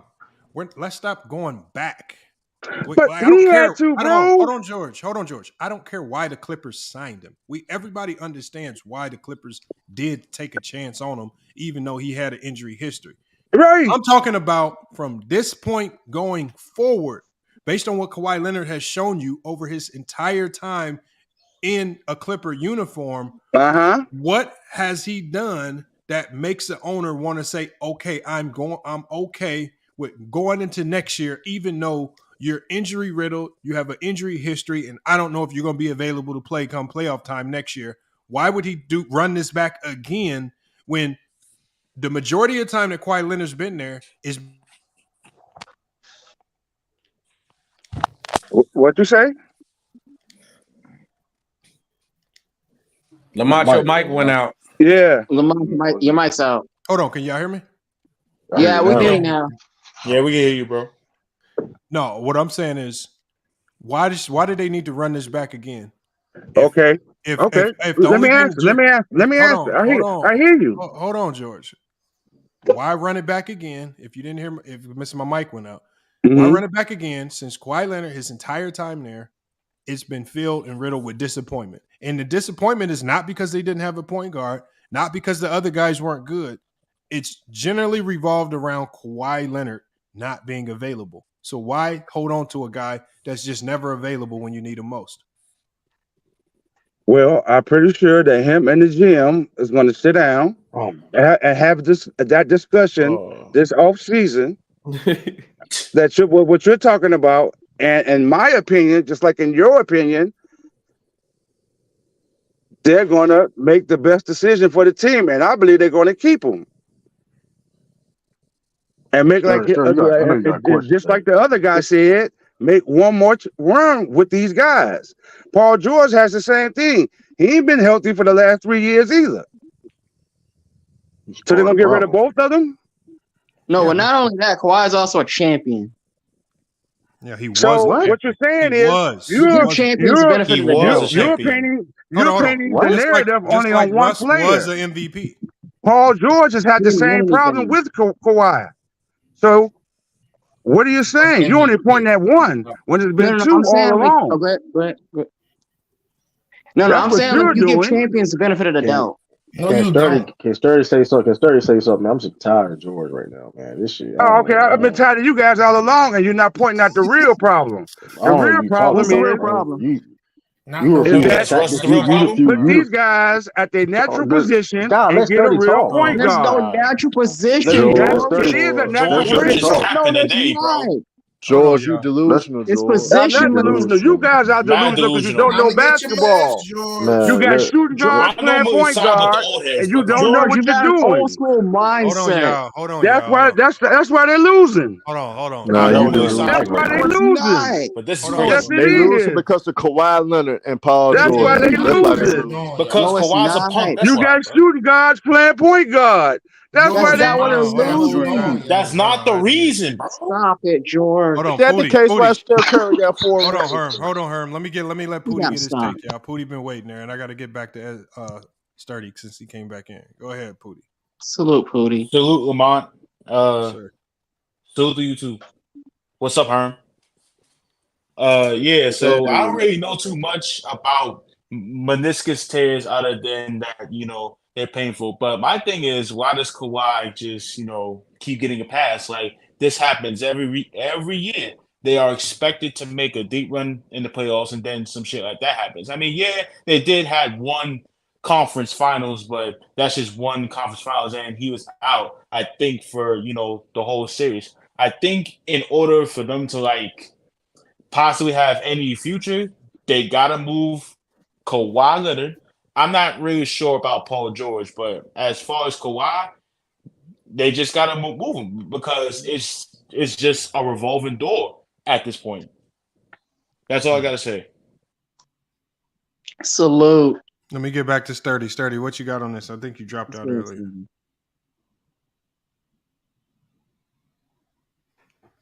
You got to unmute your mic. You don't know what that man doing. Yeah, he's on mute right now. That's fine. We get to. Hey, can you hear me, Lamont? Yeah, go ahead, Jared. I know you've been wanting to get your take in. Man. All right, so I gotta jump in real quick, man. So like, and what I'm about to say may sound crazy, but it sounded like the last 20 minutes was basically Kawhi hate. First of all, because like we got, what was hate? Because we got to understand when guys are, and I said this in the chat, when guys are injured, I'm always gonna give them a pass because when you're injured, you're never going to play at your optimal level. Like it's not possible. Like players who are not 100% are going to either not play or not play well enough. Like I always give them that benefit just because they're hurt. If this team is healthy, they can win a title. They have the depth to do it. You just got to cross your fingers that these guys stay healthy. Like they're too good of players, especially with Kawhi being a champion. You just got to rely on championship experience. Like it's gonna matter.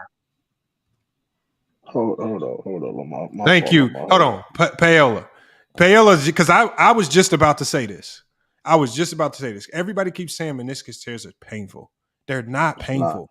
When I tore my meniscus, I felt like when I planted my left knee, I heard like a vibration or pop, but it did not hurt. It didn't even become kind of painful until the next day, and I had a slight limp. It's not like breaking a bone where it's just instantly painful. It just feels kind of weird, but it's not painful. Like I don't know where people are getting this painful thing. It's just a discomfort, man. It's like that's what it's like, and then as it starts to heal, it's just more so going to be about tolerance. Like what can you tolerate? Like that's what I'm saying. I don't. When I did it, it didn't hurt. I kept playing. I just came home and I'm like, damn, I did something to my knee weird. I don't know what I did. And at the time, I was just too broke to get it really checked out by a real doctor. So by the time I did get to a ER doctor and they looked at it, they would just say, you got a meniscus tear. They told me what to do to take care of it. Now it's fine. So, I mean, I don't know. That's what I'm saying. It makes it even worse when people tell me it's a meniscus tear. Right. And yeah, he should have kept playing through that because I mean, this was an all or nothing situation. Yeah. But Herm though and everybody, that's not who he is, bro. If he feel any type of discomfort or pain to his tolerance that he feel he won't play. He's been this way for years. He plays this way for. But here's the thing though about playing it safe. I understand about playing it safe in certain situations, but at the end of the day, I mean, listen, you got to put your. If you have opportunity don't come every day to win a championship. Yo, and my thing is, if he could have. Yeah. What else? My fella's stirred to go. No. Finish your point. But like you had people trying to make it seem like the Clippers have all these infinite possibilities. Oh, only if they get healthy to win the championship every year. That's not the case. The teams are getting better and younger. The Clippers are getting older and not getting. Kawhi's not getting any better. He's not getting any healthier. So talking about keep running it back doesn't make any sense. Mm-hmm. It's delusional. It's stupid to keep saying let's run it back. But true. The reason why I'm saying, and I'm not saying you run it back for the optimistic idea of winning a championship. I'm saying you run it back because you kind of have no choice. Like they have no future assets. Their two highest assets are at a low in terms of trade value right now. And everyone in this panel knows historically, you as a trade asset, you're more valuable healthy than you are unhealthy. For the most part, unless you like a top 5 player in the league or something like that. But like that's what I'm saying. They have no choice but to bring back majority of these guys again. At least to a minimum, get Kawhi PG trade value back up. And then if you do want to trade him, it'll be more better than it is now. And to be honest with you, like I said before, in my opinion, yes, we said this about their roster like the last 3 or 4 years, but I personally believe this iteration, this supporting cast is good enough and is built better for Kawhi's load management during the regular season, especially if they retain Russ. I'm saying if they retain Russ, keep the same guys, trade, package Morris with Bones Holland and maybe Eric Gordon, try to get OG or something. Flip 2 or 3 of those guys and try to run it back. Because Lamar with the new CBA, hold on. Because with the new CBA, they have no other options. bro. Like Bro, what did the new CBA do to where they can't trade Kawhi Leonard? No, I'm not saying they can't trade him, but I'm saying with the new CBA, Lamont, they're the second highest team. They're the second most expensive team in the league right now, Lamont. So that means what you're thinking is you're thinking that the Clippers are going to try to trade Kawhi Leonard and try to get perfect value for him. You have to go into that trade knowing that you're going to take the L. And if you go into that trade knowing that you're going to take the L, which is what they should do, that means you're probably not going to get the package the dream package that you would hope for if he was in his prime and fully healthy. When you trade in a guy like that, you're just going to have to take an L. See, Lamont, that's not what I said. I ain't say in hopes that getting a perfect trade. But what package. I'm saying is, what you keep saying that the new CBA. No, the new CBA is the new CBA. It's not going to stop teams from making trades. Kawhi Leonard is still very tradable. That's not what I try to imply. With the new CBA, Embiid's about to break it down. I don't think he is, Lamont. I don't think he's tradable. Right. With the new CBA, the Clippers are over the cap. They're not going to be allowed to accept less than his salary. I know. So who is going to give up $100 million worth of players for injured star? Well, it wouldn't be $100 million worth of players. Well, that's what they owe him. You could trade for guys like Zion. It would be his salary that season. Okay, you could trade it for Zion straight up. I'm looking at it right now. It's still $45 million. Who is going to give up $45 million for that and be tied to 48 the next year? I probably know. I should look at the trade finder right now. The numbers. Portland could be a spot. Hold on. You got. Who is dumb enough? The Knicks would take him. The Knicks would be definitely dumb enough to do it. Trade for this. The Knicks. Atlanta would do it. Atlanta would do it too. No, they won't. Toronto would do it. Kawhi better not come over here with that. Atlanta would do Toronto would do it, B. No, they wouldn't, bro. Yes, they would. I don't know. Look, he already. I think Toronto would. Look, he already has arthritis in his knees, bro. Now you add the meniscus to it. It ain't the same. Arthritis is one thing. Now you got a torn meniscus with arthritis. That's a totally different thing. No, but Kawhi. But hold on, though. But Kawhi Leonard was the same player that played on that torn meniscus that whole game too. He played on the torn meniscus. He could have been exactly. in series. That's why it's so strange. Hold on. He played the whole game, and like it should have. When he was done playing, it swelled up on him. Got stiff. They said it was swollen before game too. That's why you sit out. Look. If you're an idiot GM or owner, you make a trade for this dude. You got to be an idiot to trade for this dude. An idiot. Why would you give up any type of asset for a dude that may play 40 games the next 2 years? The same way Agreed. Teams would trade for Zion right now. Zion is 23 or 24. This dude is over 30. Look at his age. How much does he have left? And if you're going to make that trade, you got to have a team that just needs to get over the hump. But you can't even be assured that he hadn't even been able to make it through the playoffs the last 2 times he was in the playoffs. So what are you trading for? Very true. What do you get? What I'm saying is, if you're telling me, your main question was, what team would take a chance on a guy like Kawhi Leonard to get over the hump? I could name a number of teams. If you're talking like the Atlanta Hawks, a team like the Sacramento Kings, teams like that are really just one star player away from really being an impact team. There are some teams out there that could potentially take that chance, especially if they can get off bad contracts. They can bring on a contract. Yes, it's risky, but that's what trading is. Most trades are risky for especially one team more than another. But somebody's going to pull the trigger. I just don't think the Clippers, based on what he's done in his time in in LA, he hasn't shown. If I'm Ballmer, I have to try something different. If a Ballmer to stand pat, why Lamont? Because it hasn't worked, and it's not. It hasn't worked not because they're not good. It hasn't worked because he's not available. Right. But at the same time, you try something different. 0 is 0.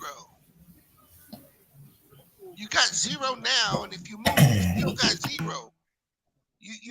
You're making a lateral move because you don't have the assets. It depends on what you actually get, and it depends on what your agenda is when you trade them. If your agenda is to rebuild, then you rebuild and you start getting rid of everybody and you go on a fire sale. If your agenda is to replace him and maybe build around Paul George, then you go that direction. But it depends on what their direction going forward actually is. Lamont, did you read the new CBA? Hold on, Sturdy. No, I'll let you get to the CBA. I don't they got that rule where they can basically buy him out like they did Odin in Portland? Well, anybody can get amnesty. Right. So that's what it is. So that's the route. If they're done, they're not going to amnesty Kawhi Leonard, man. That's the route they should go. Go ahead, Sturdy. Lamont, the reason why I'm emphasizing on the CBA because it changes the way teams trade for guys, especially like Kawhi. With that much of value, you're restricted. So if you are a competitive team that's quote unquote one piece away, like a Kawhi from winning it all, once you trade for Kawhi, you go handcuffed. You can't get a mid-level section guy. You're going to lose some of your draft kits, especially in some of your mid-level sections. That's not for every trade though. That's only special. Lamont, let me finish. That's what I'm trying to tell. That doesn't apply to all trades. Did you read the though. It applies. I know the part that you're talking about right there. It applies, but that doesn't apply in this situation. Lamont, I'm not saying there's nothing. I'm not saying there's something in the CBA that restricting your trades. I'm saying there's new stuff in the CBA that's going, as an organization, you're going to think twice about certain trades. That's what I'm saying. So in this case, any team that trades for Kawhi, you're not going to make any trade. Lamont, yeah, but these stipulations that you're talking about don't apply to all trades for Kawhi Leonard. And that's why if the Orlando Magic trade for Kawhi Leonard, they're not gonna lose their mid-level exception. So that's what I said, Lamont. If you're a team, there's certain situations where those things apply. That's why I said, Lamont. If you're a team that's competitive, because beyond just I think every team is above the cap except like 3 teams. So in this case, we all talk about Kawhi. When you do trade for Kawhi, and you're not one of those 3 teams below the cap or just below the luxury tax. Yeah, but over the summer, over the summer, a lot of teams get under the cap over the summer. It's not hard to get under the cap over the summer. Lamont, we'll have a Lamont, we'll have a stream about it when it comes. Hold on, we'll cross that bridge and get to it. The point I'm just saying, what I'm saying is, I don't want to get into the logistics of the CBA. I honestly don't care. What I'm saying is, if the Clippers go into next season with it, we've decided we need to move off of Kawhi Leonard, and we're going to get it done. They're going to get it done. I don't care what the CBA rules are. Y'all acting like they're going to look at the CBA and like, oh, no, we can't do it. No, if they set a direction for the team, you just go that direction. And you understand the penalties that might come with it. They've already sacrificed a ton bringing in Paul George. Losing a little bit more is not going to help them. It's going to be paid. They're going to lose. Feasible. They're going to lose out on any trade for Kawhi Leonard. They're giving away the best player. They're not going to probably get back the max value for him. They have to understand that going forward. But you don't continue just to hold on to a guy for years and years and years just because of you think he might eventually be healthy one of these years. And even in the 1 year that he was healthy, what did he do? They folded. But that's not what I'm saying, Lamont. What I'm saying is exactly what I'm saying.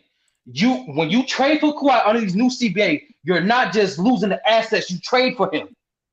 That's what I'm saying. And that's in the CBA. Bro. What I'm saying is, I know in the NBA, if a team wants to get something done, they can get it done.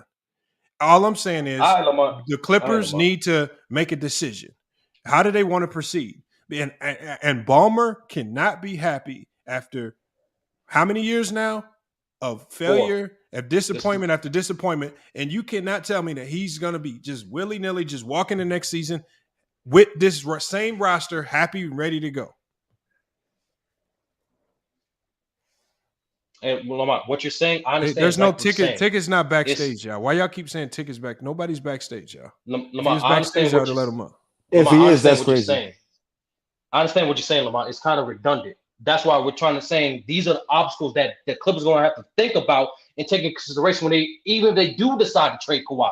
That's all I'm saying. It's not simple cut and dry as it was before. It's not. That's why I'm saying, like, we got to go over the CBA again because this. Yeah, but hold on. But let's start it. Say it like if I'm the GM of the team, if I'm the owner, if Ballmer goes to the GM and says, it's time to get rid of Kawhi Leonard. And then you come back to the owner and be like, well, I read the CBA, man. I don't know if we can get it done. You're going to get fired. Bro, no, get it done. No, get it done. The CBA is not stopping teams from making trades. That's not true. That's not what I said.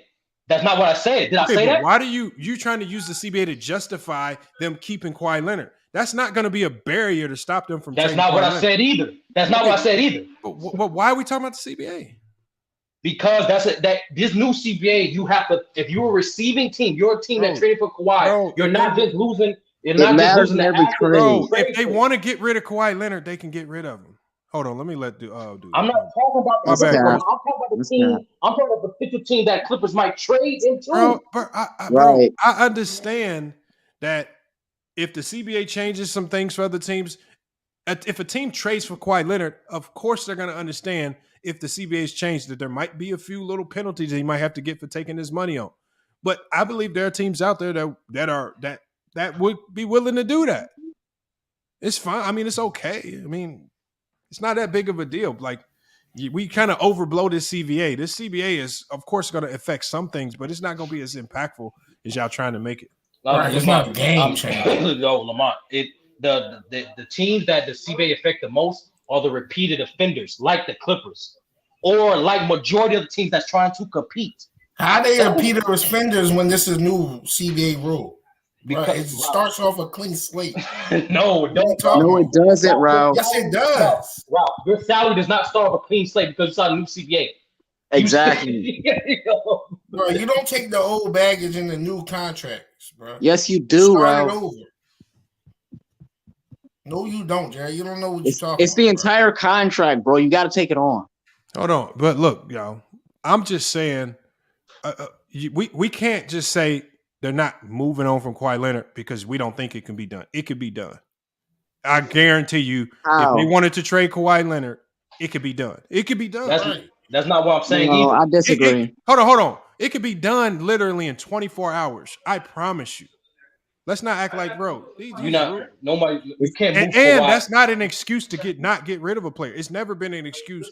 Like, I thought Russ's contract was one of the most untradeable contracts ever. The Lakers figured that shit out. When it was time to get a deal done, teams will figure that shit out. It's bad business, Lamont. That's a horrible example, Lamont, because that's the CBA is designed to sturdy. The CBA is not going to be a barrier. If they want to get rid of Kawhi Leonard, the CBA is not going to stop them. It's going to cripple the team, Lamont. We seen that done with Allen Iverson, with Andre Miller, bro. We seen it all through the. They could trade players anytime they want. He was past his prime. When a team wants to get off of a player, they're going to trade you, bro. Like, man, they can trade him if they want to, man. You're bringing up horrible examples, Ralph. No, you don't know what you're talking about, Jared. You should just stay in the chat, bro. You do know that wasn't his prime, right? Bro, you don't know what you're talking about. When he got traded to Denver, that wasn't his prime. Yes, it was. Bro, it don't matter about prime, Jared. They can trade Kawhi. Contract they can trade Kawhi. Jared, Kawhi Leonard. Allen Iverson was one of the top scorers in the league when he went to Denver, man. What are you talking about? His prime was in the early 2000s, though, Lamont. He's still one of the best scorers. Be quiet, bro. He got traded in like 05. That was 2007. That was 2007 he got there. But I do agree with Bees in terms of if for anybody that's trying to project or rank Kawhi all time, you gotta wait till this dude retires because his career is tricky. You gotta wait till this guy retired to rank this guy all time. You can't rank him right now. Well, it's looking like retirement's right around the corner the way his injuries are piling up. Once again, Lamont, I don't know because if he chooses after his next 2 years are up, if he chooses to be a role player that only plays 12 minutes a night, that's part of his career too. I don't know. Like I'm saying, we gotta wait till this dude retires. I just think that's an out. That's an easy out. This is what I mean right there. That's what I mean. But like we treating him with kid gloves. Oh, we can't rank him till he retires. Yes, we can rank that motherfucker. Yes, we can. What do you mean? We can rank the shit out of him. I agree. We can rank him right rank now. his ass, and we can rank him because he's just like with Bill Walton. What are the things that knock Bill Walton down? Main thing is availability. Great player, couldn't stay healthy. Kawhi Leonard, great player, can't stay healthy. That's going to be a big dent in his biggest career. difference is, Lamont, Walton's retired. Kawhi isn't. So he's still writing his book. Yeah, but there's what book can you write now with injured knees that are getting worse? How much? We gotta wait and see. We gotta wait and see. Hold on. Why do we keep saying wait and see? And every year the same thing just repeats itself. Exactly. How many more years can we go after next year?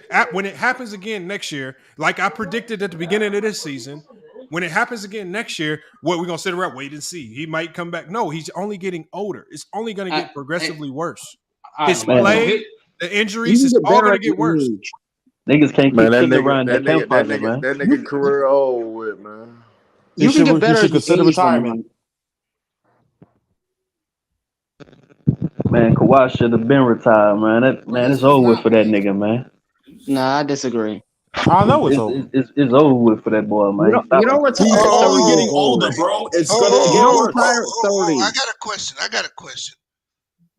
Well, if you're Kawhi, why would you retire? There's no incentive for you to retire. He Exactly. needs to collect his money. That's what he's gonna collect his money.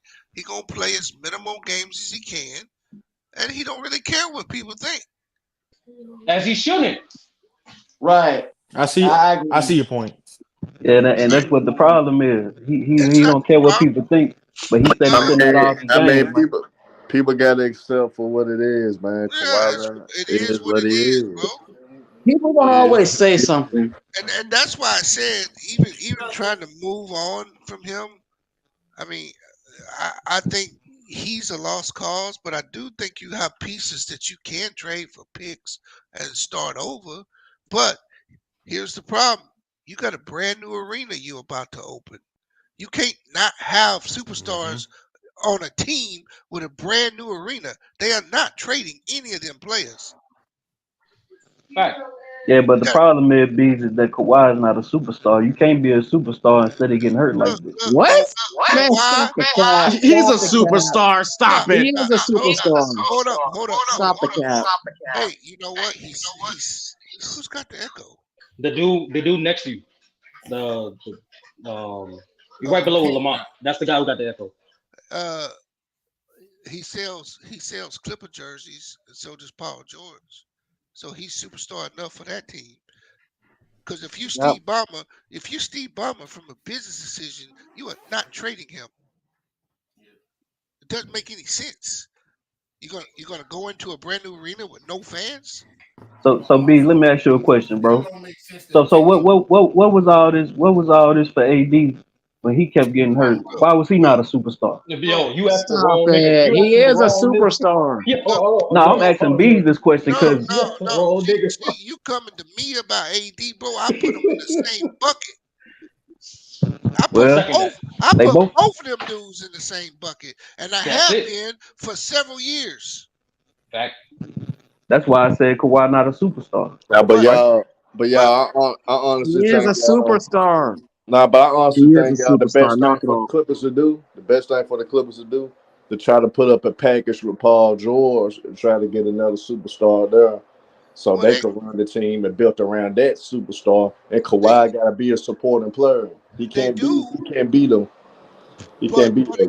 Again, there's a lot of other commitments with this arena that's gonna come into play in this, bro. That's all I'm saying. That's why I don't think they're gonna do nothing. I think they're gonna run it back and they're gonna stay pat.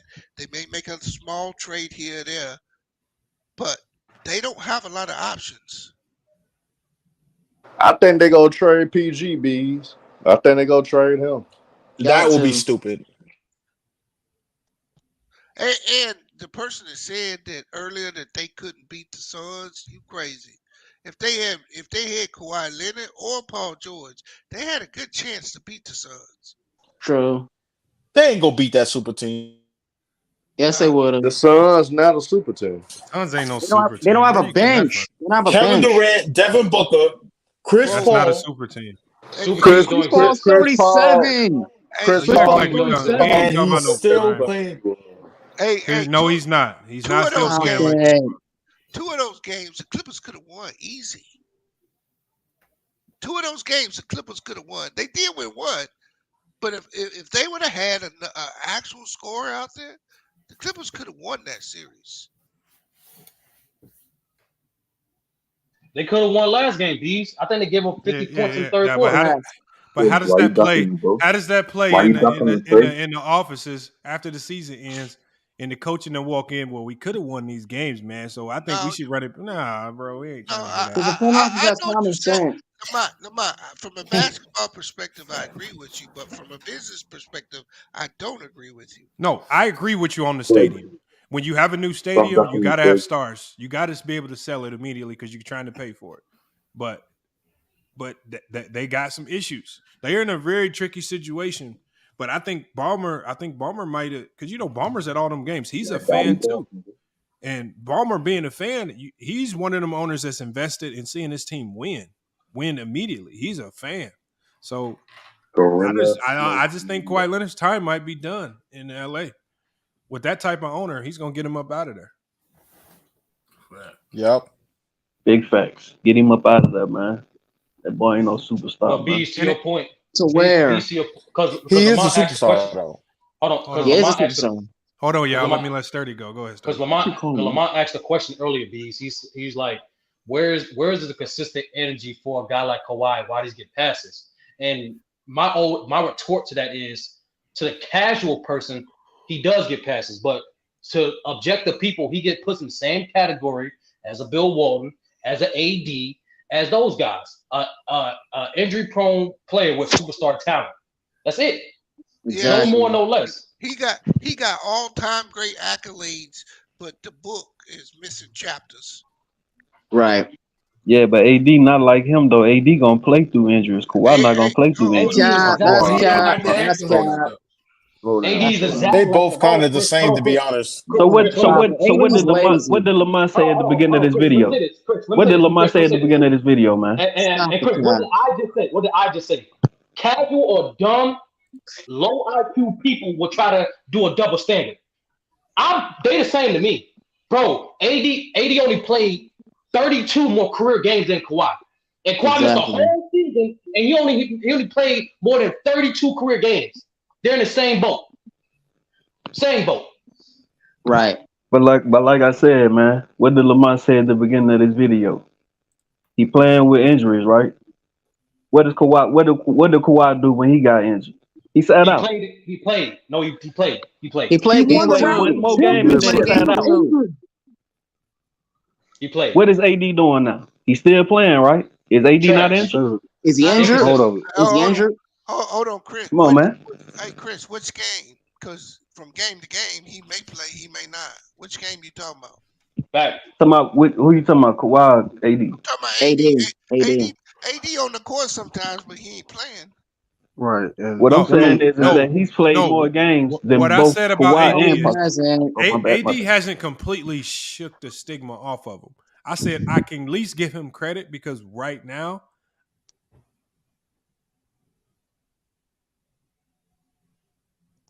you were saying?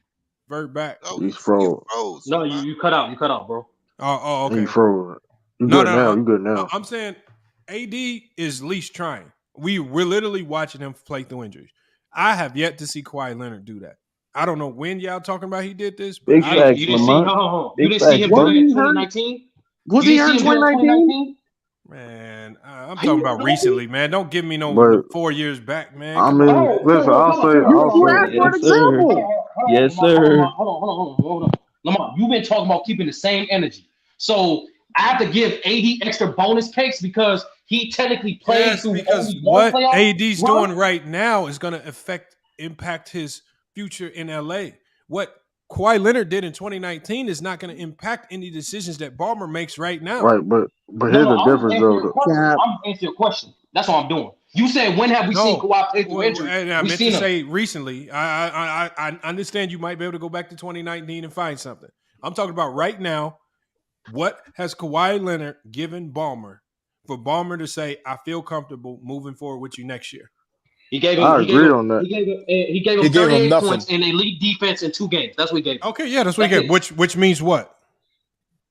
which means nothing at this But point. let's be 2 games too short, man. But Go let ahead, me True, but let me say this though. But I'll let you go. Well, Lamont, I'm exactly the same. I'm keeping the same energy. He gave you the same amount of good games as AD gave you, and AD played in 4. You're welcome. Right. Bro, hold on. Just AD being available, even though AD this last game didn't even play well. You know what the man did? Even though he wasn't scoring, he still had double-digit rebounds. He still had 4 blocks and 2 steals. Kawhi Leonard just being on the floor is an impact, even if he's injured. If you're not completely not there, you don't even impact the game. we understand, I understand that Kawhi's situation is worse when it comes to his availability. But let's be honest, if AD wasn't in a winning situation at all, would he be playing? Like, we've seen him in the past, even on the Lakers in the past, sit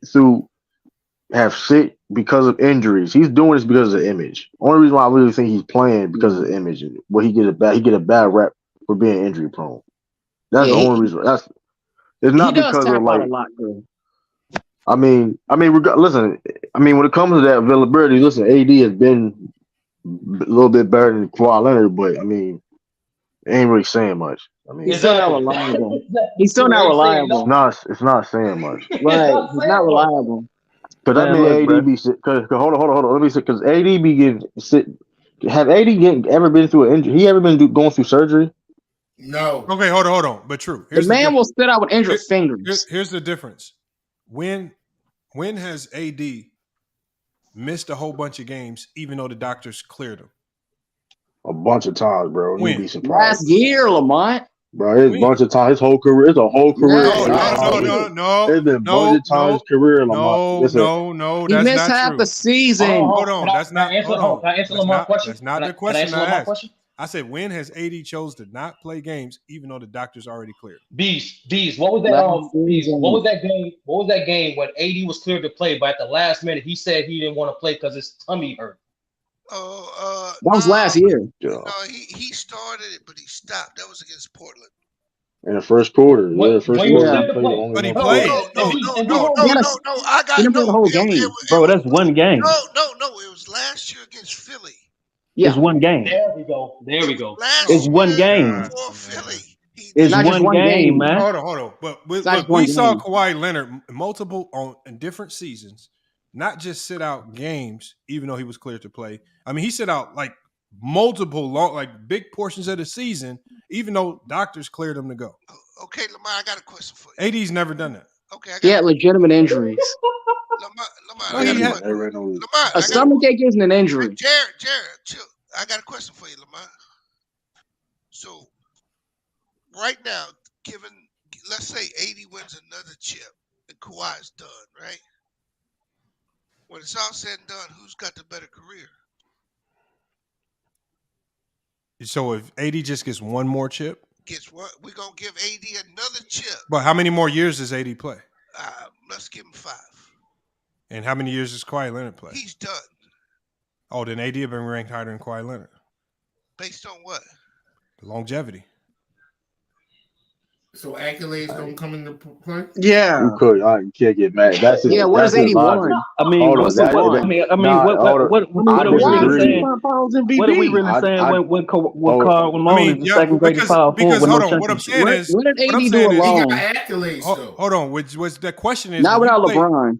When you play 5 years, when you play that additional 5 years, that's going to put you at the top of a whole bunch of. For AD, could potentially put him in the rebound categories. No more off. Hold on, y'all. Hold on. All I'm saying is longevity is that's where you get put into the all-time rebound list or blocks list and points list.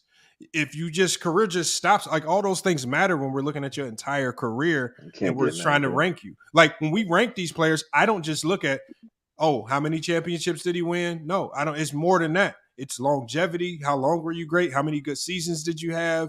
How'd you close out your career? All that stuff plays a factor. I got a follow-up question.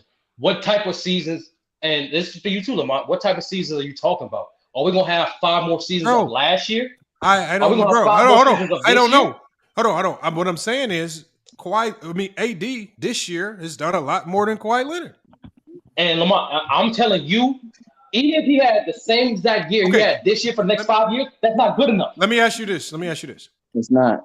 Who do you project to have a better season next year? Kawhi Leonard or Anthony Davis? Knowing what we know now with the knee injury. It's 50. Depends on the health. You said it's 50-50? I can't depend on AD.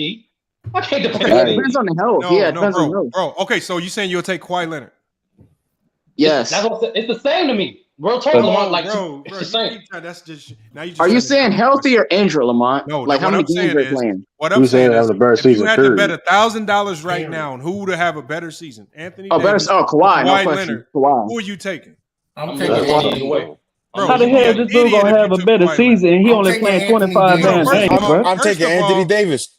First of all, he ain't making no sense. Hold on. First of all, he has a torn meniscus. We know with Kawhi Leonard, this is probably gonna keep him out at least half the year.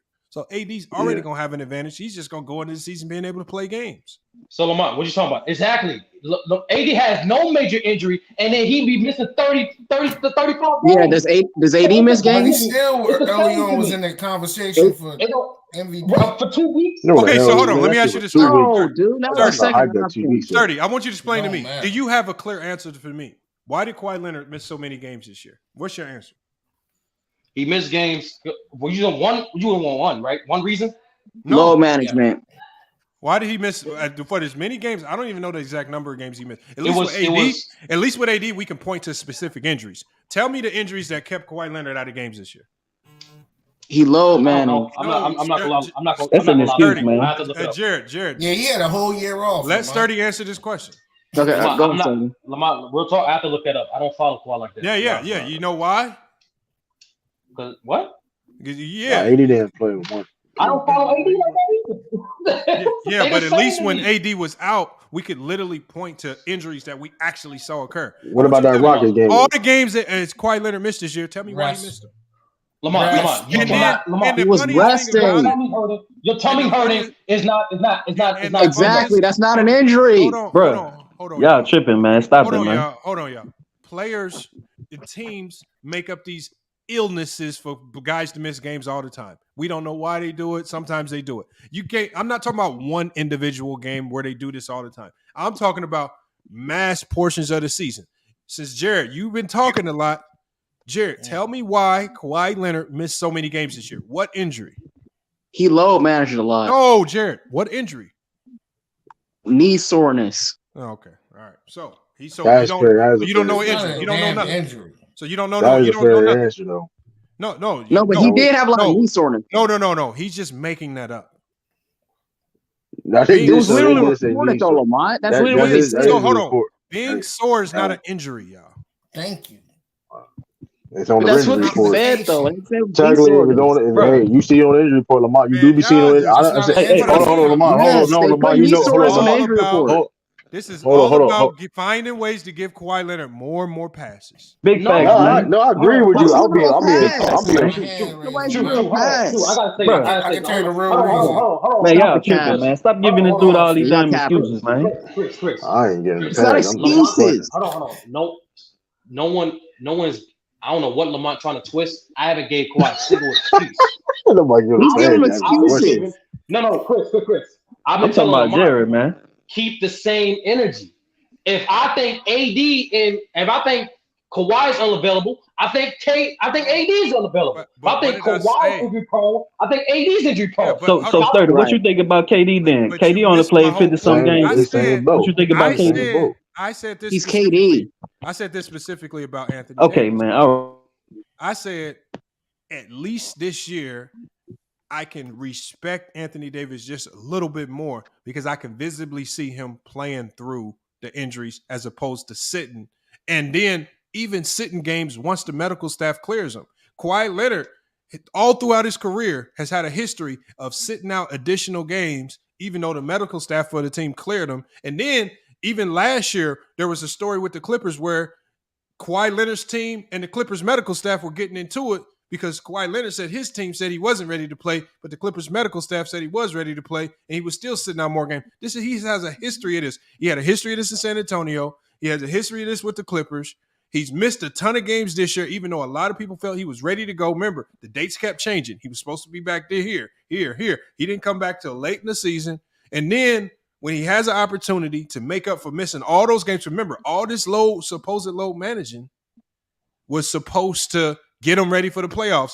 Then all of a sudden, when the playoffs hit, he just disappears. After averaging 35 for 2 games in a row, he just disappears. And now, mysteriously, he has a torn meniscus and can't play the rest of the series. Come on, man. He got to go. I'm not disagreeing at all. My whole thing is my injury prone is injury prone. I mean, that's how Thank you. Exactly. That's all it is. Injury prone is injury prone. Don't get twisted. Don't get twisted. And injury prone can affect what we think about you when we start ranking you in these all-time lists when your career's over. I'm not gonna argue. I can't argue. It's gonna affect Kevin Durant. Lamont, hold on, Jared. Lamont, where do you have AD ranked as a power forward right now? I don't know, man. I don't know. On top of your head. You split both. I don't know. I haven't done. I got to sit down and do it. That's on spot. I'll give you a good answer. Is he greater than Mikal? Is Anthony Davis better than Mikal career-wise? No. Okay. Why? What they both injury prone. Kevin, I don't care. Anthony Davis hasn't. Is Anthony Davis a better player? Yes. Did he have a better? Does he have a better career? No. There's a difference between being a better player and having a better career. Anthony Davis is a better player than Mikal. No, it's not. Yeah, AD better than Kevin McHale. What? Kevin McHale wasn't a great defender. You smoking dope. Now you look, man. AD is top defender and offensive player. Kevin McHale just known for post offense, man. That's it. He probably was a decent defender. Chris, come on, man. Chris, Kevin McHale was a great defender, right? He was a great defender. Man, look, he ain't better than AD, man. He ain't better than AD on defense, bro. I just said I have Kevin McHale ranked over AD. I mean, that it's what you do with your career. I'm not about to sit here and go tit for tat. And where do you have KD rank, Lamont? I don't know, man. Why y'all ask me? KD gets injured a lot. KD gets injured a lot. Okay, hold on, Jared. Where do you have KD ranked? 12. Over who? You said over who? Yeah, since you know your list right on the spot. I didn't make the top 20 list. I just have him 12. Man, that's kind of crazy. You try to put someone on the spot. Then you get just together. It's crazy. So no. Lamont, only I asked that question because I should have asked the direct question. So at this point, does Kawhi have a better career than AD? Does he have a better career? Yes. I'm actually Lamont. I gotta look at him. Hell no. I don't think. Come on, crazy. Come on. What? Stop it. I don't believe he has a better career right now. Like if they both stop playing right now, Kawhi Leonard would probably have the better career. But what you told the question you put in front of me, thank you. Otherwise, was you said if Kawhi stops playing now and KD plays for another 5 years, probably AD can pass him. No, and I'm telling you, if it depends on type of seasons, because if he has 5 more of these seasons, that's not enough. Yes, but I mean, but what I'm saying is I'm not trying to put AD and Kawhi in a race against each other. I honestly don't care. I'm just saying I've heard and I've seen multiple videos and I've heard multiple people slam Anthony Davis for his being injury prone. Now, all of a sudden, when we talking about Kawhi Leonard being injury prone, injury riddled, not being there for his team, I'm hearing y'all treat him with kid gloves. Nah, I've been said about this. I've been talking about injury prone players, period. Like, if you can't be on it, like, it's what it is. Like, if that's like injury prone when it comes to like star players like this, because at the end of the day, like a role player being injured is a little bit different. But like when you're the star, that's why it's a problem. When you're a star player like Kawhi Leonard and stuff like that, you're the main factor. Like him being hurt, the reason why they lost. Like that's the Clippers. I mean, you couldn't ask them to play better. Against the Suns without Kawhi Leonard and Paul George, you couldn't ask them to play any better. And the fact that him being injury prone, and mind you, even without Paul George, I mean, if he could have stayed healthy. I mean, you can't control injuries, right? But but when it comes to him, it's so frustrating because, like, okay, I know he has a good personal medical team and all this stuff. But you trying to tell me you load managers, you do all this stuff. You basically and control your career in a sense, right? Okay, boom, I'll make sure I'm healthy. But then when it's time you to play, you don't be healthy. The knees just get hurt still. And what I'm saying is, if the rumors are true, because a lot of people in the chat were playing doctor, if he has degenerative knees, then he just needs to play until his knees give out, because there's no cure for it. I agree. There's no managing the pain. If you have degenerative knees, your knees are always going to hurt. So just play out your last little days, show everybody that you got a little gas in the tank, do what you can for the team, and then retire when you can't go no more. But y'all acting like there's a cure for degenerative knees, and he's going to come back healthier. There ain't no cure. Hold on. I'm about to ask you a question, and we're going to pass it to Sean.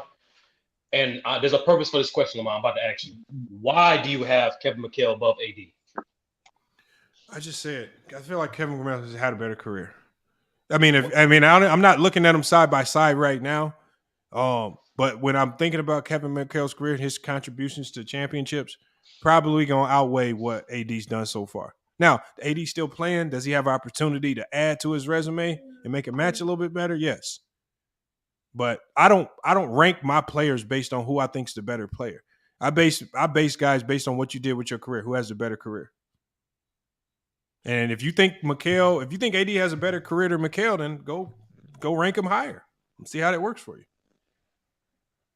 But okay. I think there should be two separate rankings: the talent ranking and the career ranking. Because when you just say rank players, some guys are gonna rank talent, some guys are gonna rank career. I prefer top 10. I prefer career. Like I said, a lot of people don't think Draymond Green's a Hall of Famer. He's not a Hall of Famer. If it's just about talent. He is a Hall of Famer if you consider his career. He's a Hall of Famer. All right, so Lamont, to get to the point, the same reasons, and matter of fact, the gap between McHale and AD in terms of greatness is actually greater when you compare AD to I don't Kawhi. know what that means. What do you mean as in terms of greatness? What does that mean? So you just literally described it, Lamont. I just actually who's greater. You said McHale because he had a better career. I'm reminding you that the gap between AD and Kevin McHale's career, and when you compare AD to Kawhi, is wider, slightly. Okay, they might be. I don't get what that point. What it might be. I'm not here to rank AD and Kawhi. I think what he's trying to say is like I'll finish it off. So the same reason I have Kawhi over AD is because I look at what they've done. No, but why? Hold on. Most people with a brain right now are going to have Kawhi ranked over AD. That's not rocket science.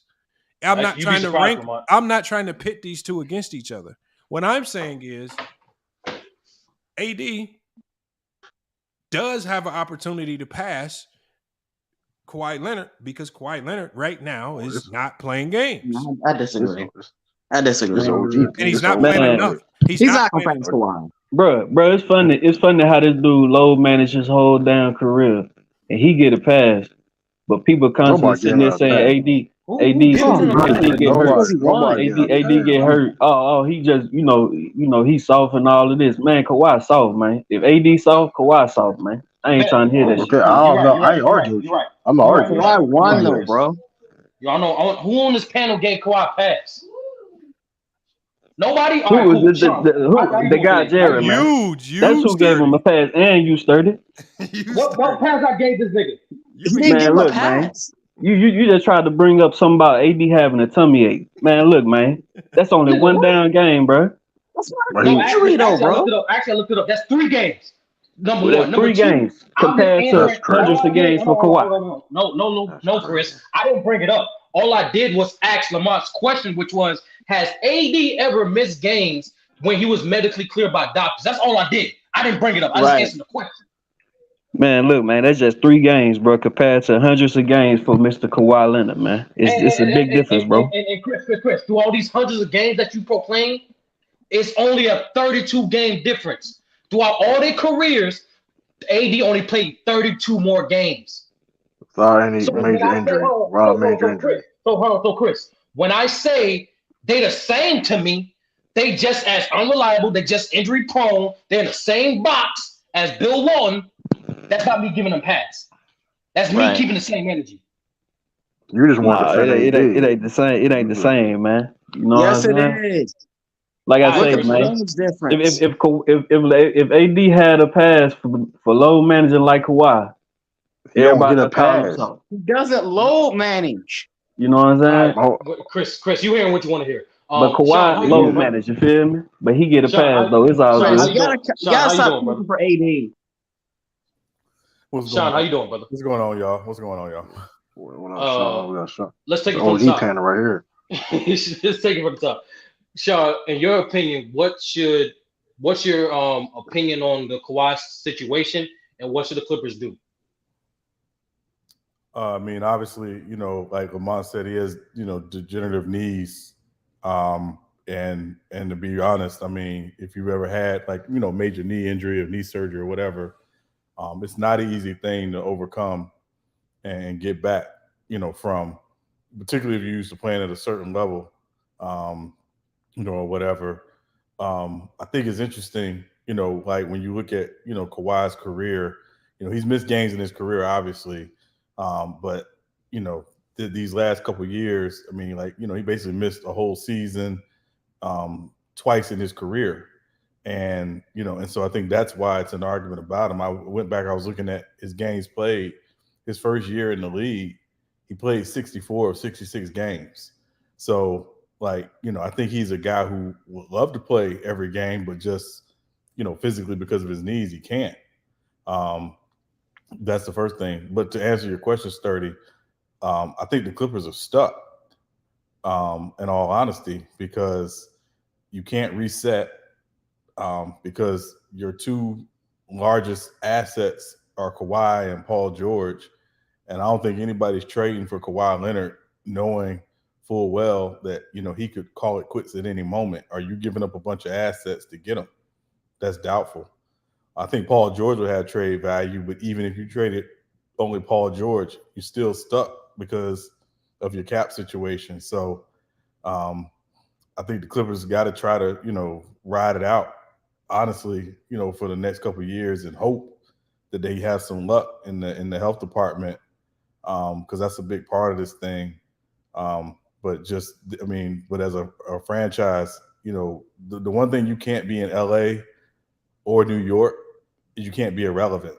They trade Paul George, they trade Kawhi Leonard, and they don't get any stars back. They're irrelevant, to be frank, in LA. And they can't be that in LA. You're competing with way too much. So I just think they got to ride it out. And with the new CBA, depending on when a lot of these new kickers kick in, they might not even be able to re-sign Russ to more than a veteran minimum deal because they're a tax-paying team. So it's not even guaranteed they'll be even bringing Russ back on a market value contract. So they're in a real tough situation, and the new CBA doesn't help. Wait, Sean, are you saying the new CBA are going to affect what the Clippers might do with their trades and roster construction? I think that's going to be the case league-wide, Sturdy, to be honest with you. I think it's just as things come out with the new CBA, and I don't know how much y'all have looked over it, but it's really going to affect how a lot of teams do business in the future. Really? Yeah, a lot. It's a lot. Sean. Yeah. My question would be, after watching this experiment with Kawhi Leonard in a Clipper uniform, is it time that they make a decision on how to proceed? Because they can obviously, one option is to use the CBA as an excuse to keep him, which that's an option. I mean, that's the option that Sturdy wants him to go. It's not that they shouldn't get off of him, it's that they should use the CBA as an excuse to keep him. I'm saying if you're the owner, if you're Ballmer, because the owner is going to make the decision to do it, what would be the best decision? If you were the owner and you had to make a decision, what's the smartest decision to do now that Kawhi Leonard has been diagnosed with this meniscus tear, which we know is probably going to keep him out for a portion of next year? Right. What's your decision going forward? Do you hold on to him and try to hope that you can get some semblance of the old Kawhi Leonard out and maybe he's healthy around playoff time? Or do you finally make the decision to move on from him and start building towards the future and just hold on to your star in Paul George, maybe find a way to keep Russ, but you got to move on from probably a guy that's shown that he's not going to be available when it matters most? I mean, I think the only issue with them moving on, Lamont, in all honesty, is I don't know how they move on and what team says we're going to help you move on. Because short of him, them asking him to retire, I don't know how them moving on, what team helps them move on in all honesty, because that's part of this, right? You can't just say, oh yeah, we're moving, they can cut them, but they still got to eat that salary. Even if it's for medical reasons. So, I don't know, But there's always going to be a team, I believe, just like there was Utah this year, there's always going to be a team willing to move off of certain contracts because they want to go another direction. Every year we have a new team willing to do something to that nature. I'm not saying I know the exact team or the scenario, but we know there are teams out there. I know for certain if they put Kawhi Leonard on the trade market, there's definitely going to be a lot of calls coming in. Like, we all know that. We're not going to act like the phone is not going to ring if they say we're looking to trade Kawhi Leonard. Somebody's going to try to find a way to get to maximize his talent, get whatever he has left out of him. Yeah, it's just a matter of who. That's what I'm saying. We don't know who. I'm not saying I know the exact team or trade. Yeah, but what's the direction they should go? They've tried this experiment for a long time, and if they do keep Kawhi Leonard, what do you project they do next year? So to answer your first question, Lamont, I think again the issue is they gave up the store to get Paul George. We know what they gave up to get Paul George. They basically, I'm not sure what assets they can attach to Kawhi Leonard to send to a team that a team would say, yeah, we'll take on Kawhi Leonard, again, knowing full well he's never going to play a full season or even close to that. I mean, if you get 50 games out of Kawhi at this point, I guess it's a bonus, They got second round picks, Sean. But I mean, but you really think in trading Kawhi Leonard at this stage that a team is going to also ask for picks? I'm saying if a team is going to give up assets to get Kawhi Leonard, they got to get something. But we don't know what the other team, like, first we have to look at, if they say they want to, if let's say, like I just said in the scenario that I presented, they, like you said, keep the star power because this is LA. We can't just give up all our stars. So let's say you find a way to keep Russ and PG, but you want to move on from Kawhi Leonard. It doesn't necessarily mean that you're going to have to get assets back. Maybe you get another disgruntled asset. Maybe you get another guy with a similar contract, or you can package a couple guys to make the money match. And you bring two guys in that maybe have some experience playing at a high level. They're not going to equate to Kawhi Leonard, but at least they're available. Right? So when you look at contracts out there where you can package some couple guys, look at the John Collins situation. He just signed off on that deal. Obviously, you got to package it with something else to make it work. But we know he's not going to be in Atlanta too much longer. And there's across the league, there's a ton of situations like that where you have guys who just signed off on new contracts. Maybe you can bundle them up somewhere else and you move on from Kawhi Leonard that way. Because the other teams have disgruntled players too.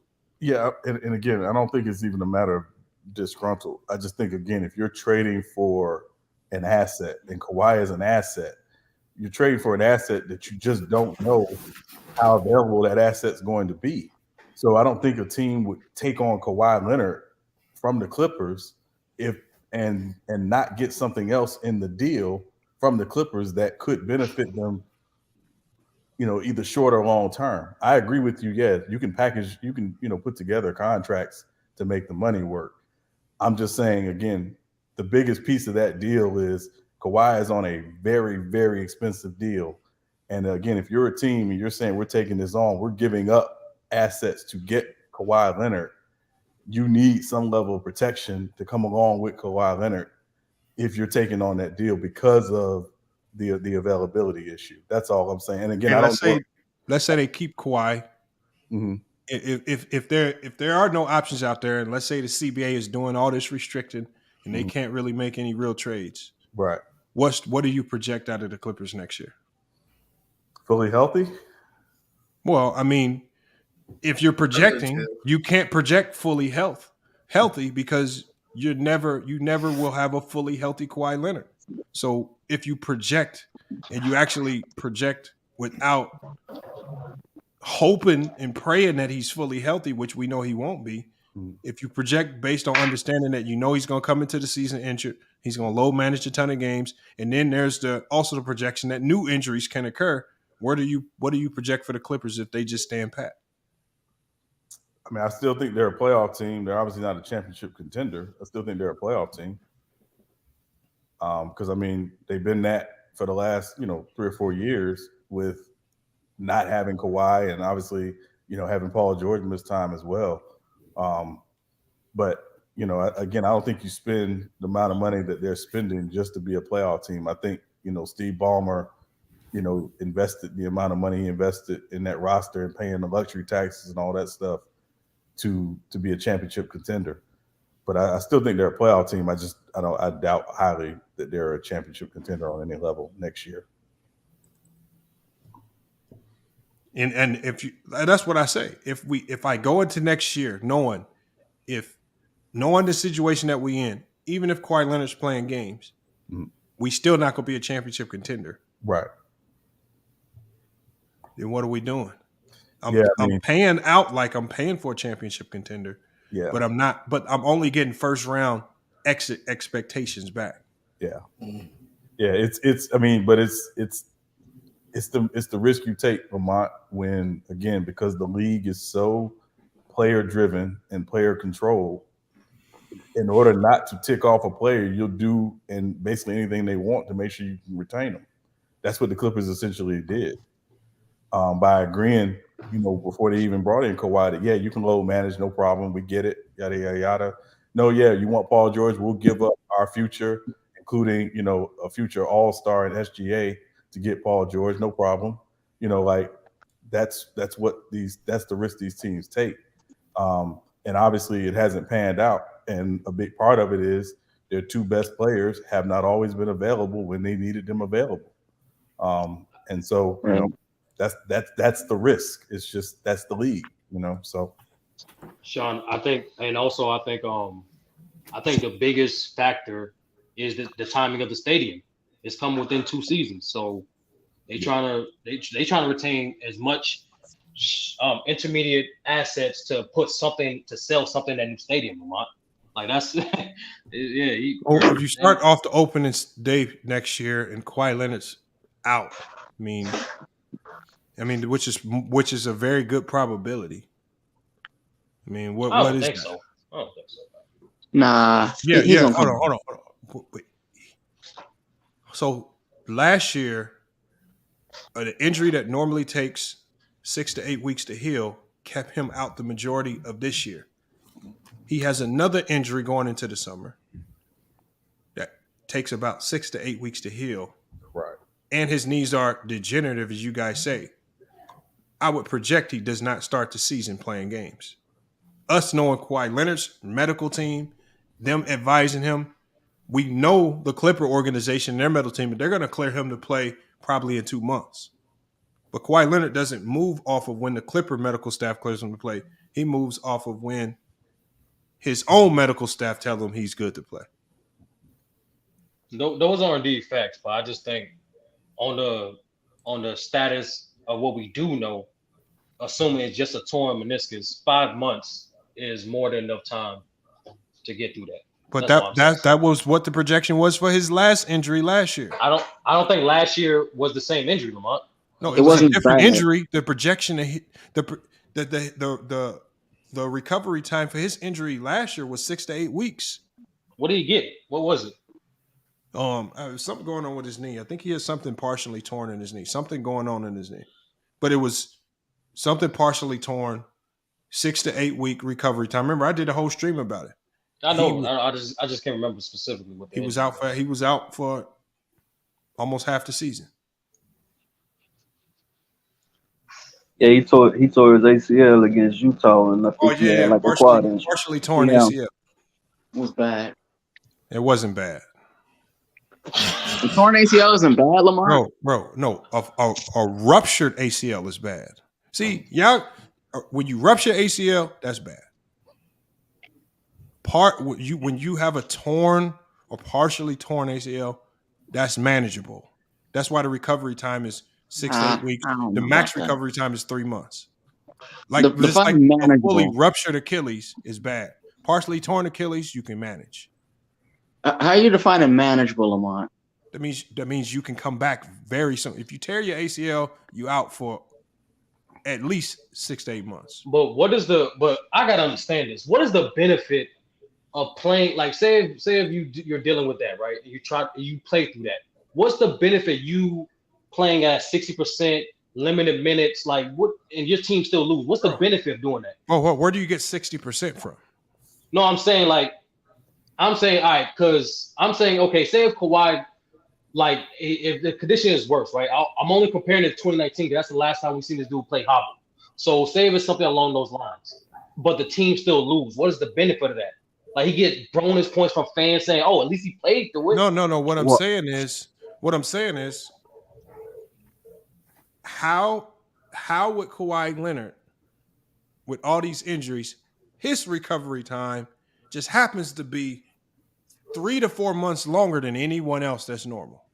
Oh, I don't know. I'm not. So what I'm saying, so other players, other athletes get partially torn ACLs. They're all of a sudden back on the court playing. Robert Williams tore his meniscus going into the playoffs last year. He's back on the court playing in the playoffs. This injury with Kawhi Leonard, if you had to bet money, would you bet money that he's going to start the season next year? Or will this injury, this same torn meniscus, be the reason why he doesn't start next year? I would have to bet money that he doesn't start a game, doesn't start open day next year because he's recovering from his torn meniscus.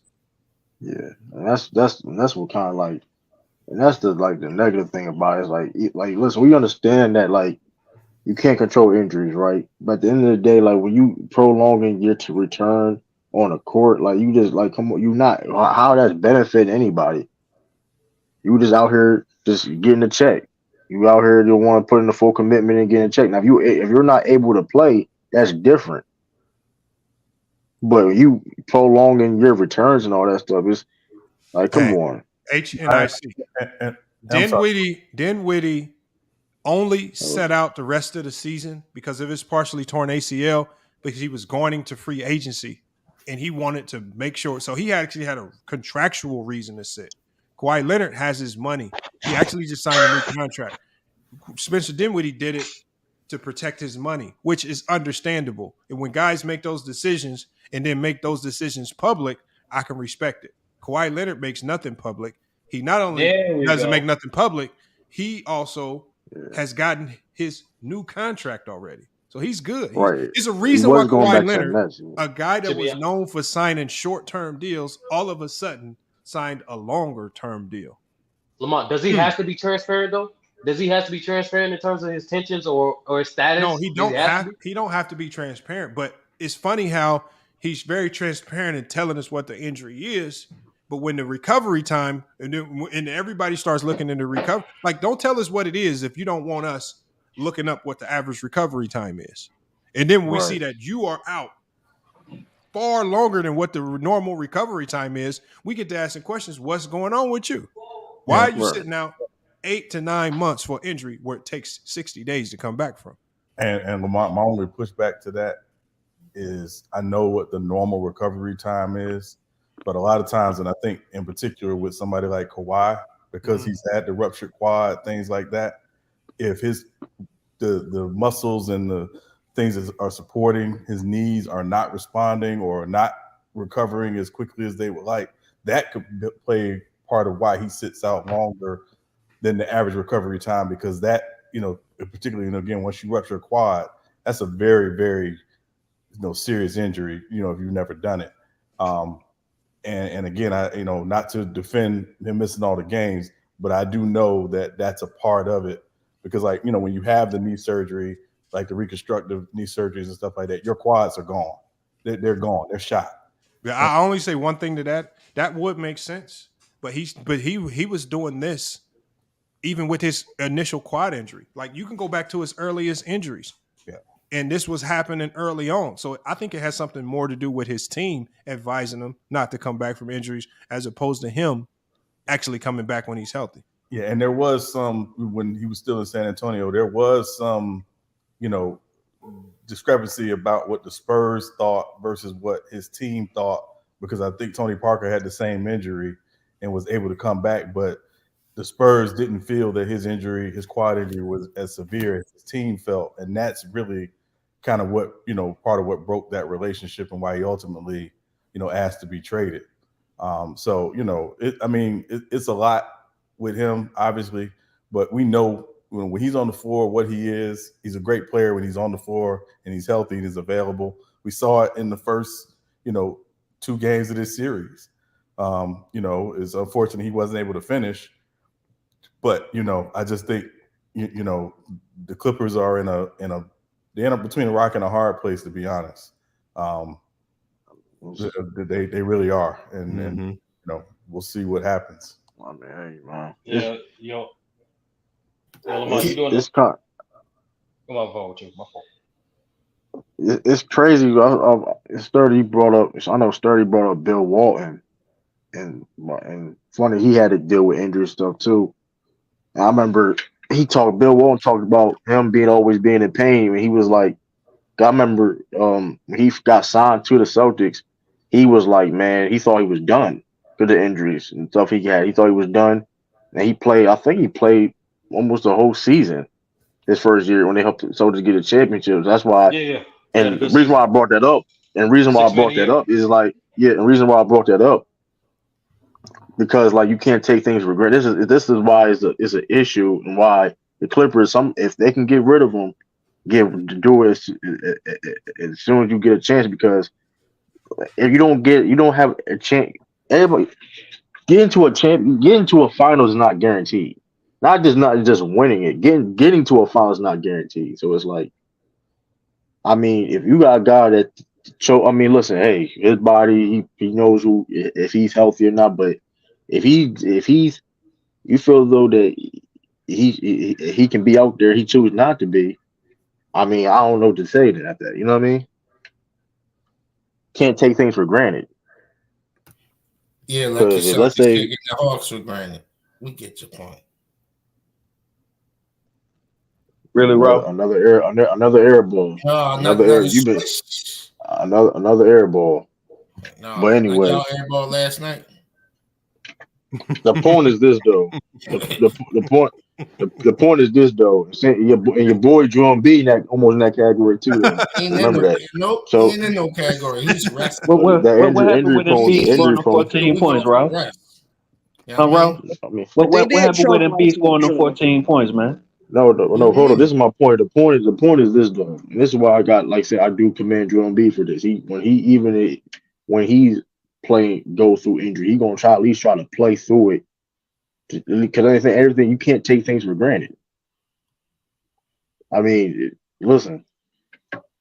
But I think, at the same time, that we is talking about Kawhi Leonard, he made a bunch of money in his career. He already got 2 championships. I mean, listen. He won in Toronto. People call him Baby Jordan. So it's like, what type of hunger that he has left? You know what I mean? You get one like what he in the standpoint like, listen, I already did this. They already put me in this type of pedestal. I'm making this much money. You know what I mean? I don't know.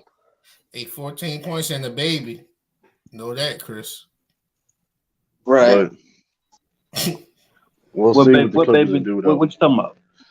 Anthony we'll see what the Clippers do, man. That's in the regular season, man. Stop. Hold on. He dropped the baby in the playoff last. He just had it in the playoffs. What we talking? But hold up, yo. But we'll see what the Clippers do. Though. I mean, I do think teams going to be desperate. And teams will, if we put Kawhi on the market. There's certain teams that, you know what I mean, contending teams, I think that would do it. 20 teams calling, bro. It would be a lot of teams calling because there are some teams that can take him on, take his money on, but then also integrate in the load management needed to get him back healthy. Right. And you know what team I'm thinking about? I think there's team a couple. Down. Not to cut you off. Lamont, you know who that nerd is that wrote in the private chat? Yeah, I'm about to say that too. Who? Acting like they friends and all that. Is that not Fridge? That's not real Fridge. I don't know who that is. I just thought it was Fridge. Oh, okay. They're making fake Fridge. That's crazy. But, go ahead, continue. Well, you know what team? A team that's down 3-1 right now. They're making use Kawhi Leonard. Memphis Grizzlies. Not well. They could use them. There's the other team. The Hawks. Dallas Mavericks. No. They not. The Kings not down 3-1. The Bucks. I'm saying I'm just naming teams. Hold on. The Dallas thing makes sense because they could play Dallas all year. Mm-hmm. Yeah. What about the Bucks with Chris Middleton? Yeah, but Chris Middleton's a free agent this summer. No, he still got money on his contract. He a free agent this summer, though. Like I said. No, hold on. Let me double check. The Bucks. I don't think the Bucks work. I don't think the Bucks work either. Reason why I think the Bucks work because Budenholzer, he's known for not playing like, you know what I mean, a lot of his starters minutes, like a lot of minutes like that. That's Giannis. He only do that to Giannis. Well, he would do that with. Well, I'm just assuming if he do that for Giannis, he would do that for Kawhi too. And how they team is structured for the regular. No, hear me out. Hear me out. How they structure in the regular season. You know what I mean? They wouldn't need him. You know what I mean? Yeah, that's what I mean. Gotta have him out there to play with each other. They would need him though, true, because what they would have to give up to get him. How would they get through the regular season? Right. I think Chris Middleton straight up. I think Sacramento with some contracts they got could pull it off. Because you got Harrison Barnes and you got Rashard Holmes, money. I mean, so this team's out there that got the ability to pull the trade. Lamont Harrison, a free agent, they can do the sign and trade. No, I don't think they would do a sign and trade. I take that back. I think the Kings may be the best option because for the Kings you get youth. You get some type of youth that you can get in return that could just become something like a Keegan Murray. I mean, maybe I don't know. I don't think they'll come off part of that deal. I think they'll get rid of the heavy contracts. Davion, I'm about to say the Davion Mitchell. They talk about point guards. But they maybe give Davion Mitchell a shot. You know, he can defend. You know? I don't know why I was listening to George, man. I'll be funny though. Maybe go. George is acting like you can create a point guard out of thin air. Yo, George was like George came in and deflect the whole thing. Like that didn't have to do. You would have had Oscar Robertson out there, Magic Johnson, that dude still long. Like, I don't get what he was. Jason Kidd, Prime. You could have had Prime, Chris Paul. It didn't matter. Like they was going to lose. Like, yeah, a lot of people on contract, except for Harrison Barnes. He a free agent. Luka, Kyrie. That's too toxic though.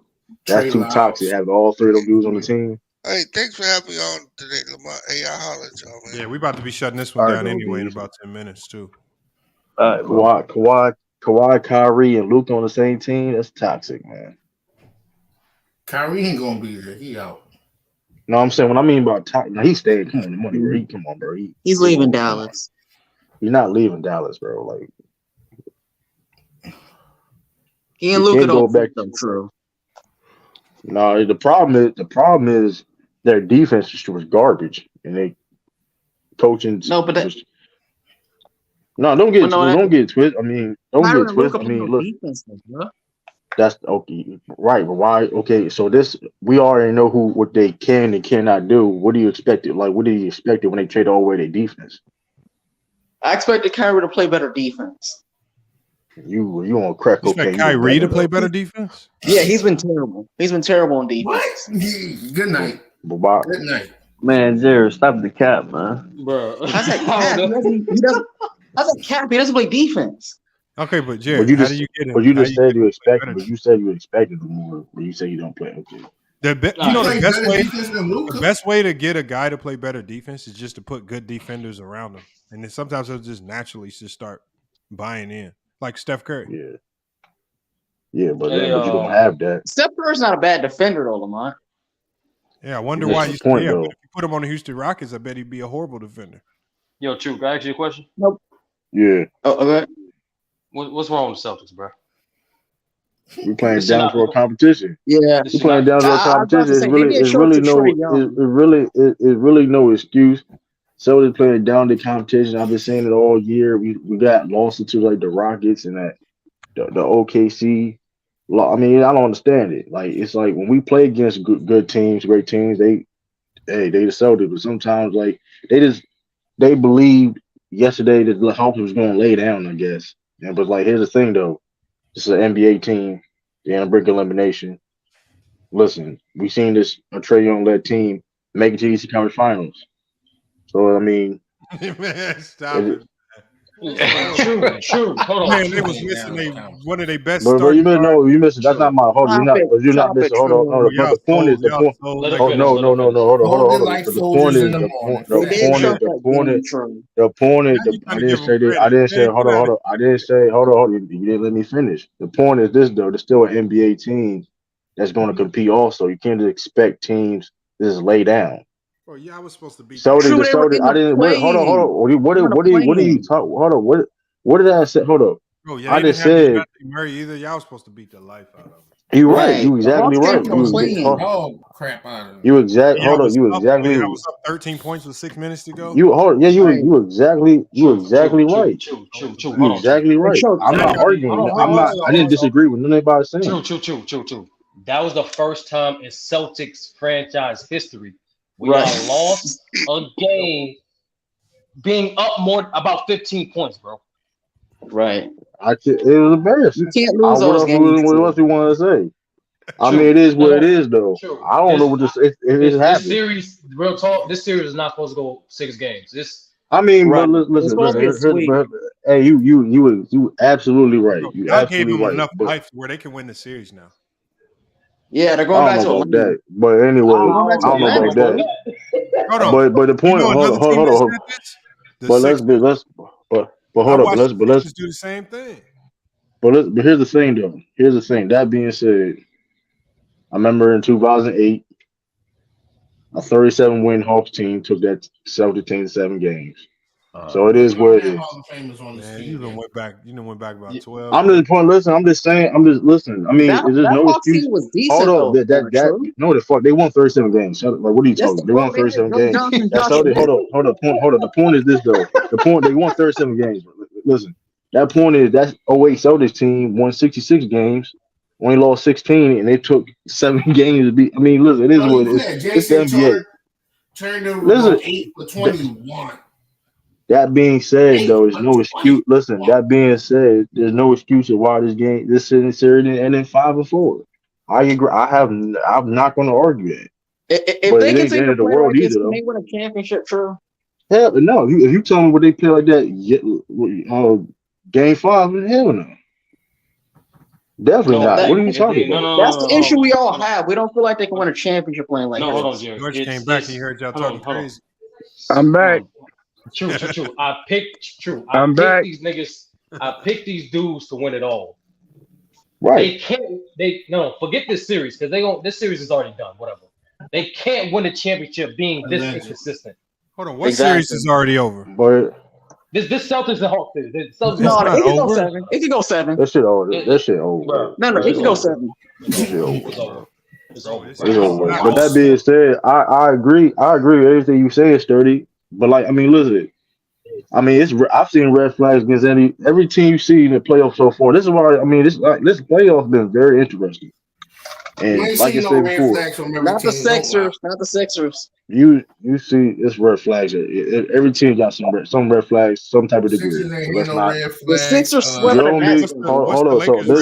What's the Lakers red flag? Embiid's knee is y'all red. LeBron. AD. LeBron. Hold on. I'm gonna ask you a question. It's not LeBron. I'm gonna ask you a question. Hold on. I'm gonna be the Lakers. Even the Lakers being up 3-1 against the Grizzlies, their offense still look stagnant a lot. So they can't. So because they win against the Grizzlies, they gotta play the Kings or the Warriors. They cannot have a stagnant offense. Like playing against the Kings and the Warriors, they cannot. They will get wiped off the floor. I mean, neither of those teams defend. I think they can beat neither of those teams defend. And who up in this series? I was about to say neither one of them can defend like Memphis is defending. Yeah, the Kings and Warriors are horrible defensive teams. The Warriors No, is Warriors not not terrible. The Warriors, come on, y'all just smoking. Y'all smoking. I didn't say the Warriors was terrible. But Man, they look, can't defend like the Memphis. playoff and regular season is different. Hold on, the Warriors. You can say, well, here's the thing, though. The Warriors still is an experience. Listen, they can have a game plan. Listen, don't sleep on the Warriors. Like, unless hey, the King. First of all, like I said, listen, and the Lakers. Listen, we understand that the Grizzlies can defend, but let's not act like they got like guys on their team that's like hurt. Key guys goes that's the like. excuses. Oh man, come I'm on. not making no excuses. No, I'm not making excuses. That wasn't the I'm problem not last night. making no excuses. I'm not. That wasn't the problem. Hats off. Hold on. Hats off to the Lakers. I still had the Grizzlies beating them, so I'm not. Whatever. Hey, I was wrong. So I don't see the Grizzlies coming back from the 3-1. That being said, though. Just stop y'all talking like Grizzlies have Steven Adams out there. Though. That's not like they play. So Steven Adams is gonna be the difference maker for them. Because let me finish. Let me finish. Hold on, Chris. Let me finish. Let me finish. I didn't make an excuse. I didn't make an excuse. I didn't make an excuse though. But you have AD. Hold on, because here's the thing though. When you can have guys AD that can, we all know number one, the most important thing in the game of basketball is rebounds. If you can control the rebounds, majority of 9 out of 10 times you can win the game. That being said, losing Steve Allen was a major loss. I'm not giving. Listen, let me finish. Listen. Don't being too defensive. Hats off to the Lakers. I'm just trying to ask you. Listen. No, you knew Steven Adams wasn't gonna be there, right? Okay, I was wrong, But you still picked the Grizzlies to beat them. I was wrong. That's all I'm trying to ask, bro. That being said, though, if they play against the Kings of the Warriors, you got a guy named Kevin Looney. We all know that can rebound the basketball. That's energetic. He can rebound. And then can't do nothing with AD. So when you be wrong again, I don't want to hear no bullshit about this team got guys out. He can't do nothing with AD. Oh, okay. So tell me, can outplay AD a game with Kevin Looney? So okay. So tell me, he might can a game, but Kevin Looney a game, not a series. Okay. I mean, listen. It's not. Hold on. It's not even about Kevin Looney. It's not even about Kevin Looney being, but Kevin Looney gonna make AD work. They're not gonna. Boards not gonna get that dominant boards. You know what I mean? They don't have a. That doesn't make any sense. Then. Let's say they played against the Kings, you're gonna get some bonus, a guy that led the league in rebounds. Man, so it's going to be a difference. So bonus, bro. What you mean, so bonus? So bonus, bro. Are y'all watching Sabonis right now? Are y'all like really watching Sabonis? Who's guarding him? Hold on. Who's guarding by? First of all, who's going to be guarding Sabonis next round? Who will be guarding Sabonis next round? We just didn't tell me I'll play 80. Well, listen, that's cool. But we seen that one game, bro. Reliable. You seen that one game. I'm not saying Sabonis can't outplay him for one game. All right, bro. I'm making over the course of a 7-game series. What are we talking about? Over the course of a 7-game series, Sabonis is not going to get off on AD. Let me ask you a question. No, Eastside. Let me ask you one question. Has AD played great offensively this whole series? Yes or no against the Grizzlies? No, but he's been better than Sabonis. All right, then. We're talking about Sabonis. He averaging 22. Sabonis is averaging like 17, 18, man. That's what I'm saying. We talking about Sabonis. 16, are y'all watching? 16. And both of them going up against great defenders. You got Sabonis going against Draymond, and AD is going up against the defensive player of the year. So that's supposed to matter. So that's supposed to matter now, Ralph. He averaging 22. True, let me help you out. Come on, man. Let me help you out. Well, you were saying you was listening to red flags in every other playoff team. What are the Suns and the Nuggets red flags? So you said the Suns and Nuggets? Yeah, what are their red flags? The Nuggets is going to be their, like we talk about it, they're going to be their defense on a consistent basis, them defending on a consistent basis against other high quality teams. And then the Suns, their bench is fucking trash. Like Devin Booker and them and Katie got to go nuclear them to win games every game because of the lack of bench. 19 points. Go ahead, True. What you say? I said actually AD's averaging 19.5, but go ahead. The point that's still more than Sabonis. The point is this: he's averaging 19 against Tillman. Let's calm down. Let's stop it. Like, come on. Against Jaren Jackson Jr., not And what the Tillman. hell is Steven Adams? Steven Adams ain't no Jaren Jackson all-star. Jr. is on Vanderbilt Roman waiting for AD. What Come on, are man. we doing? Are you watching the game? The point is this, though. The point is this: y'all not gonna say AD is gonna dominate the Grizzlies, then backtrack, and then like, come on, but let's stop. And it, he bro. averaging Y'all 42%. saying Like, stop lying. How do we get back to AD when you was talking about the Nuggets and the Suns? Because they kept lying. that he said it to me though. They told me though. Ain't nobody lying. The point is this. The point is this though. Like I said, those are the red flags I saw. The Nuggets can defend on a consistent level. And then the Suns' bench depth is just terrible. They probably got the worst bench depth in the playoffs right now. But you want to know the main difference between the Nuggets and the Suns and the Celtics right now? What?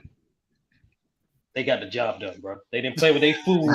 They didn't choke They didn't choke the league, bro. Hey, man. Bro, Oh, you walked into that. You lying. You lying. You walked into that one. I didn't walk in. Y'all can get eliminated, bro. True, I swear. Yo, it's true, I swear. If this team lose, I will never pick these niggas again.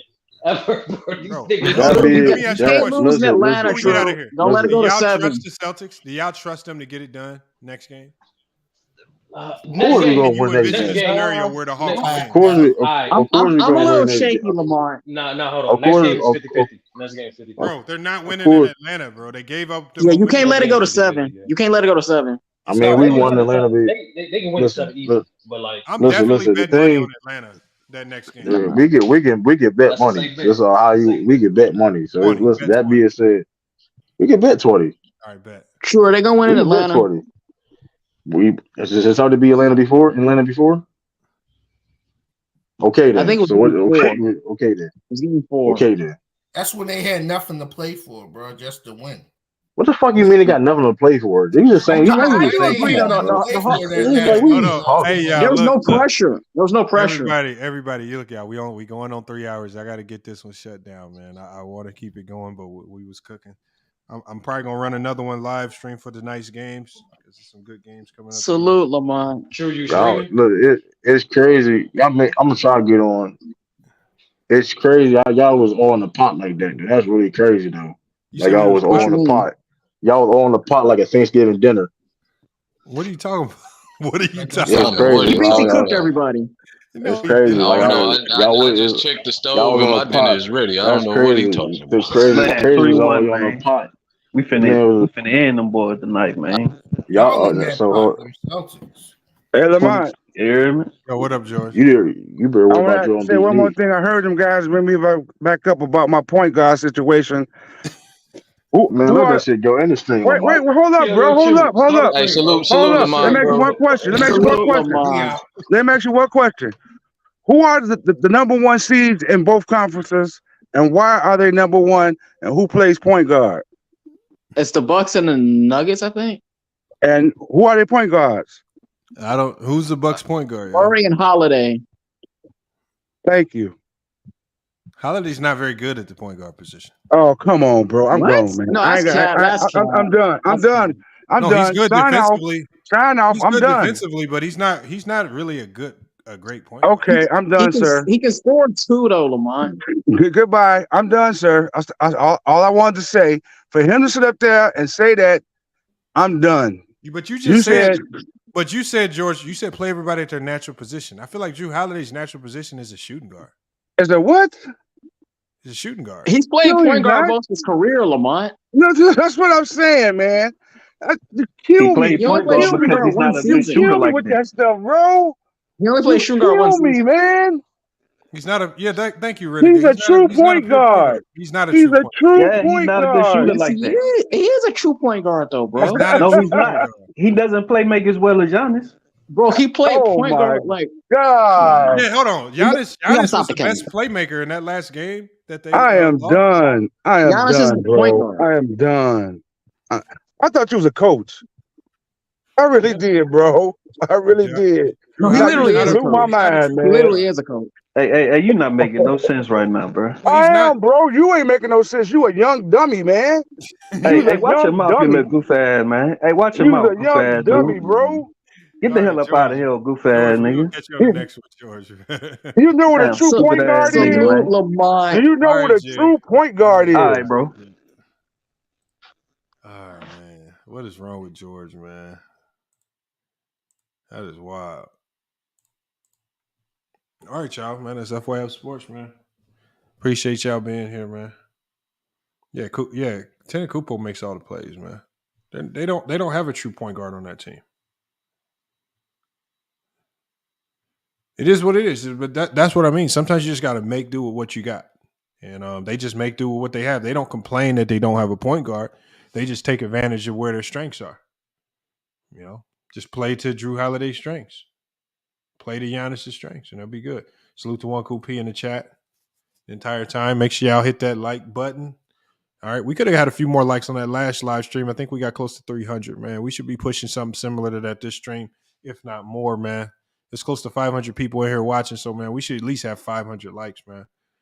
So, again, appreciate y'all pulling up to the stream, man. We're going to be back live tomorrow morning, 10 o'clock, man. We got the morning show going on. Hopefully we can get these live streams in the evening kicked back up, but like I said, it's just so much going on in the evening. Man, I just feel like this is just the best time to run the show. But hey, y'all, we got a lot of stuff going on with the channel, man. I told you guys, be alert for the other channel, man. We got a lot of stuff going on over there. Just putting together some information, man. We're gonna be doing a really, really big live stream on some things other than basketball. So make sure you guys stay tuned in and sub up to our other channel, FYF Sports Debates Live. But yeah, y'all, man, it's been a great show. Good show today, man. Appreciate everybody pulled up. I'm going to have some uploads coming soon. I got some NBA film study videos dropping that I want to get put out, especially talking about the Clippers. And I also got some on the Golden State Warriors coming out. So make sure y'all guys stay tuned for all that stuff. But it's FYF Sports, man. Another great podcast episode. We'll be back with more sports and news. Until then, it's FYF Sports, and we out.